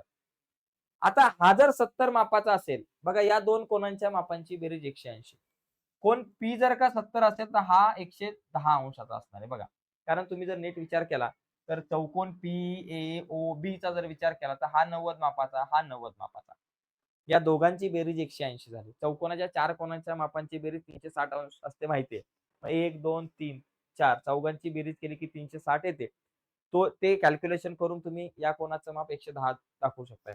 मग या कोनाचं माप 110 झालं, की मग ए बिंदूतून आणि बी बिंदूतून म्हणजे 110 मापाचा तुम्ही इथे कोन काढायचा. तो कोन काढला, मग एका ठिकाणी ए बिंदू घ्या, एका ठिकाणी बी आणि त्याच्यातून 2 स्पर्शिका काढा. त्या स्पर्शिका बाहेर एकमेकींना जिथे छेदतील तो पी बिंदू. आता या ठिकाणी पहिलं आपण एक काम करू. पहिलं आपल्याला आता एक काम करायचं की इथं लिहा, की कोन ओ अधिक कोन पी बरोबर 180 अंश. ओचं माप आपल्याला माहिती नाही. म्हणजे ओ म्हणजेच कुठला झाला कोन ए-ओ-बी अधिक पीचं माप किती बाबा 70 अंश आहे. बरोबर 180 अंश. आणि म्हणून कोन ए-ओ-बी बरोबर 180 वजा 70 अंश. आता 180 मधून 70 गेले किती राहिले? 110 राहिले. मग इथे लिहायचं कोन ए-ओ-बी बरोबर आपल्याला आलं 110. तर ए-ओ-बीचं माप 110 आलं. तर मग आता पहिला इथं ए-ओ-बी कोन काढा. मग कसा काढणार बाबा? समजा इथून तुम्ही हा एक काढला, इथं बिंदू मिळाला तुम्हाला ए. आता इथं तुम्ही कंपास कोन मापक ठेवायचं. मग 10, 20, 30, 40 आणि असा 120 मापाचा एक 110 आणि 120 मापाचा कोन काढून घ्यायचा. सॉरी 110 मापाचा हा कोन काढून घ्यायचा. चला 110 मापाचा कोन काढला. शक्यतो हा कोन जरा जास्तच मोठा दिसतोय आलेला इथे. पण ठीक आहे आपण जरा त्याला व्यवस्थित छोटा करू जरा. 110 मापाचा असा 90 येईल ना? हां, बरोबर 110चा येईल इथं. बरोबर इथं नाव द्या ए आणि इथं नाव द्या बी. ठीक आहे. हा झाला 110 मापाचा कोन. आता एक काम करायचं. आता आपल्याकडे ए बिंदूतून आणि बी बिंदूतून 2 स्पर्शिका काढायच्या. आता या स्पर्शिका कशा काढतात माहिती आहे? ए वर कंपासचं टोक ठेवून वर एक कंस मारणार तुम्ही, खाली एक मारणार. त्यानंतर इथे आपल्याकडे 2 शिरोबिंदू हे 2 बिंदू मिळाले. मग या बिंदूतून एक कंस वर मारणार, एक खाली मारणार. मग इकडच्या बिंदूतून वर आणि खाली या स्पर्शिका तुम्हाला कशा काढायच्या ते माहिती आहेत. या काय सांगायची आवश्यकता नाही, तरी सुद्धा आपण बघूयात. बरोबर? त्याचप्रमाणे बी बिंदूतून स्पर्शिका काढायची असेल तर वर एक कंस मारायचा, खाली एक. बरोबर? त्याच्यानंतर इथं कंपासचं टोक ठेवून वर एक कंस मारायचा, खाली एक. मग इथून तुम्हाला वर एक आणि खाली एक अशा तुम्ही इथं स्पर्शिका काढाल 2. बरोबर? आणि हा जो छेदनबिंदू आहे त्याला नाव द्यायचं होतं पी. तर अशा प्रकारे ही आकृती काढायची होती. ही कॅल्क्युलेशनला 1 मार्क आणि ही आकृती काढायला तुम्हाला 3 मार्क होते. तर असा हा 4 मार्काचा प्रश्न होता, पण खूप सोपा होता. ठीक आहे. आता पुढचा शेवटचा जो तिसरा प्रश्न आहे मित्रांनो, तो आपण बघूयात. बघा प्रत्येक प्रश्न बघायचे आहेत. हे 4 मार्काचे प्रश्न जरा आहे ना मित्रांनो, जर तुम्ही नीट समजून घ्या. थोडंसं अवघड आहे. ओके. थोडंसं समजून घ्यायला तुम्हाला अवघड जाईल, पण समजून घेणं खूप गरजेचं आहे. ठीक आहे. ओके. चला आता पुढचा तिसरा प्रश्न, शेवटचा 5वा प्रश्न बघूयात. हं. प्रश्न 5व्या मध्ये 2 प्रश्न असतात. आणि ते दोन्ही प्रश्न 3-3 मार्काचे असतात आणि त्याच्यापैकी आपल्याला 1 प्रश्न सोडवायचा. जसं की इथं आपल्याला काय विचारलं होतं, समलंब चौकोन ए मध्ये आता बघा, आपल्याला समलंब चौकोन ए मध्ये चला बाबा पहिला समलंब चौकोन ए काढूयात आपण या ठिकाणी. अशा प्रकारे समलंब चौकोन ए काढू छानपैकी. ओके. असा झाला समलंब चौकोन ए मध्ये काय दिलं आपल्याला? ए समांतर सी ए, बी, सी आणि डी. त्याच्यामध्ये ए आणि सी एकमेकींना समांतर आहे. ठीक आहे. अशी आकृती काढली. आता यामध्ये बघा बघा समलंब चौकोन ए मध्ये बाजू ए समांतर सी आणि चौकोनाचे कर्ण एकमेकांना पी बिंदूत छेदतात. चला हा एक कर्ण आला, हा दुसरं कर्ण आला. दोघं एकमेकांना पी बिंदूमध्ये छेदतात. खालील प्रश्नाची उत्तरे. वरील माहिती दिलेली आकृती काढा. 1 मार्क आकृती काढायला मिळाले. दुसरा मुद्दा व्युत्क्रम कोन व विरुद्ध कोनांची प्रत्येकी एक जोडी लिहा. बघा पहिला व्युत्क्रम कोन बघा पहिला प्रश्न तर झाला. तर दुसऱ्या प्रश्नाचं उत्तर काय? व्युत्क्रम कोन व विरुद्ध कोनांची एक जोडी लिहा. मग आपण काय करू? पहिला कोन बी बघा हे व्युत्क्रम कोन म्हणजे झेड मध्ये येणारे कोन असतात त्याला आपण व्युत्क्रम कोन म्हणतो. बघा अशा प्रकारे झेड मध्ये तयार होणारा हा एक कोन आणि हा एक कोन हे 2 कोन जे आहेत ते व्युत्क्रम कोन आहेत. मग या ठिकाणी आपण लिहूयात बाबा कोन ए बी डी एकरूप कोन CDB सी डी बी ही झाली कुठली कोणाची जोडी? व्युत्क्रम कोणाची जोडी. ओके, हे झाले व्युत्क्रम कोण. आता विरुद्ध कोणाची जोडी पण लिहायचे. विरुद्ध कोण कुठले बघा, हा कोण आणि हा कोण, हे दोन एकमेकांचे विरुद्ध कोण आहेत. वरच्याचं नाव काय? A P B. बरोबर, कोण? ए पी बी एकरूप कोण. खालच्याचं नाव D P C. D P C हे झाले तुमचे विरुद्ध कोण. ओके, व्युत्क्रम कोण आणि विरुद्ध कोणाची जोडी लिहायला सांगितलेली बाबा, ती आपण या ठिकाणी लिहिलेली आहे.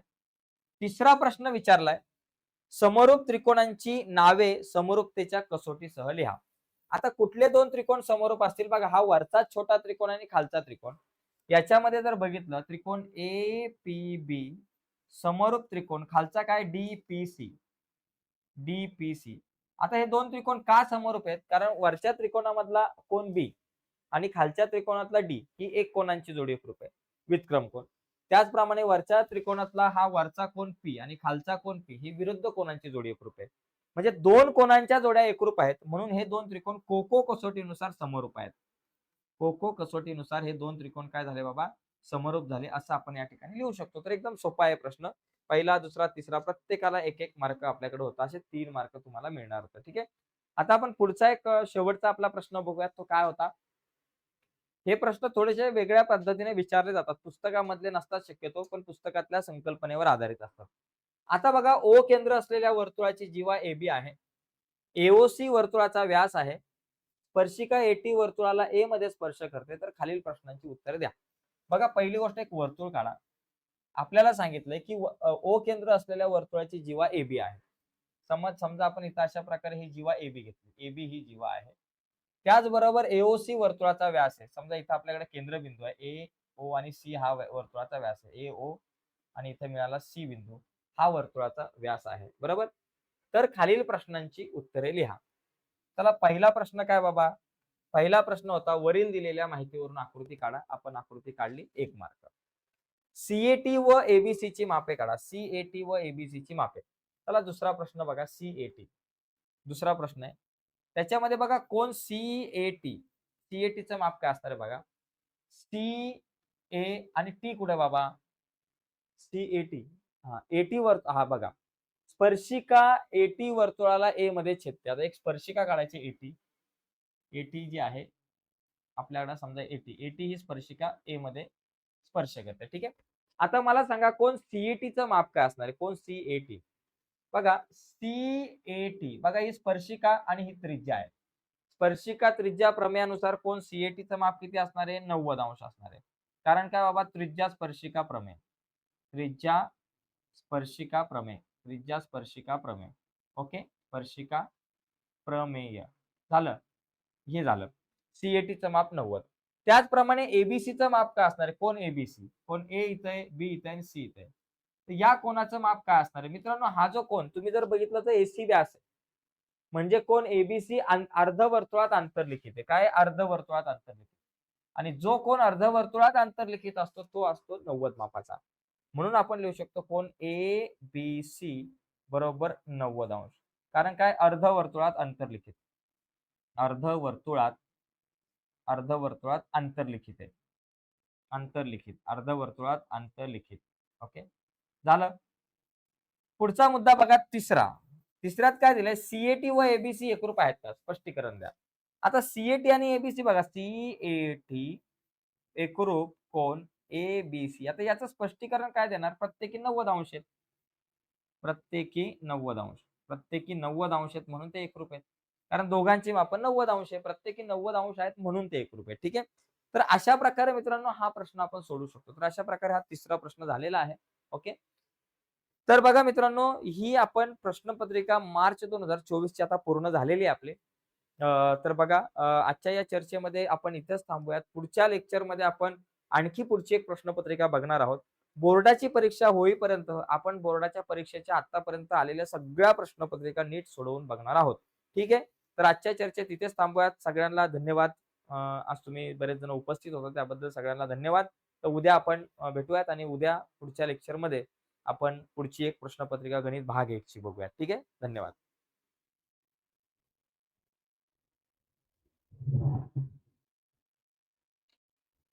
ओके. आज जरा लवकर थांबूयात कारण आपली प्रश्नपत्रिका लवकर झाली. तर उद्या जरा जास्त वेळ असेल, कारण उद्याची आपण नवीन प्रश्नपत्रिका सुरू करणार आहोत. ओके. बाय सर्वांना. धन्यवाद.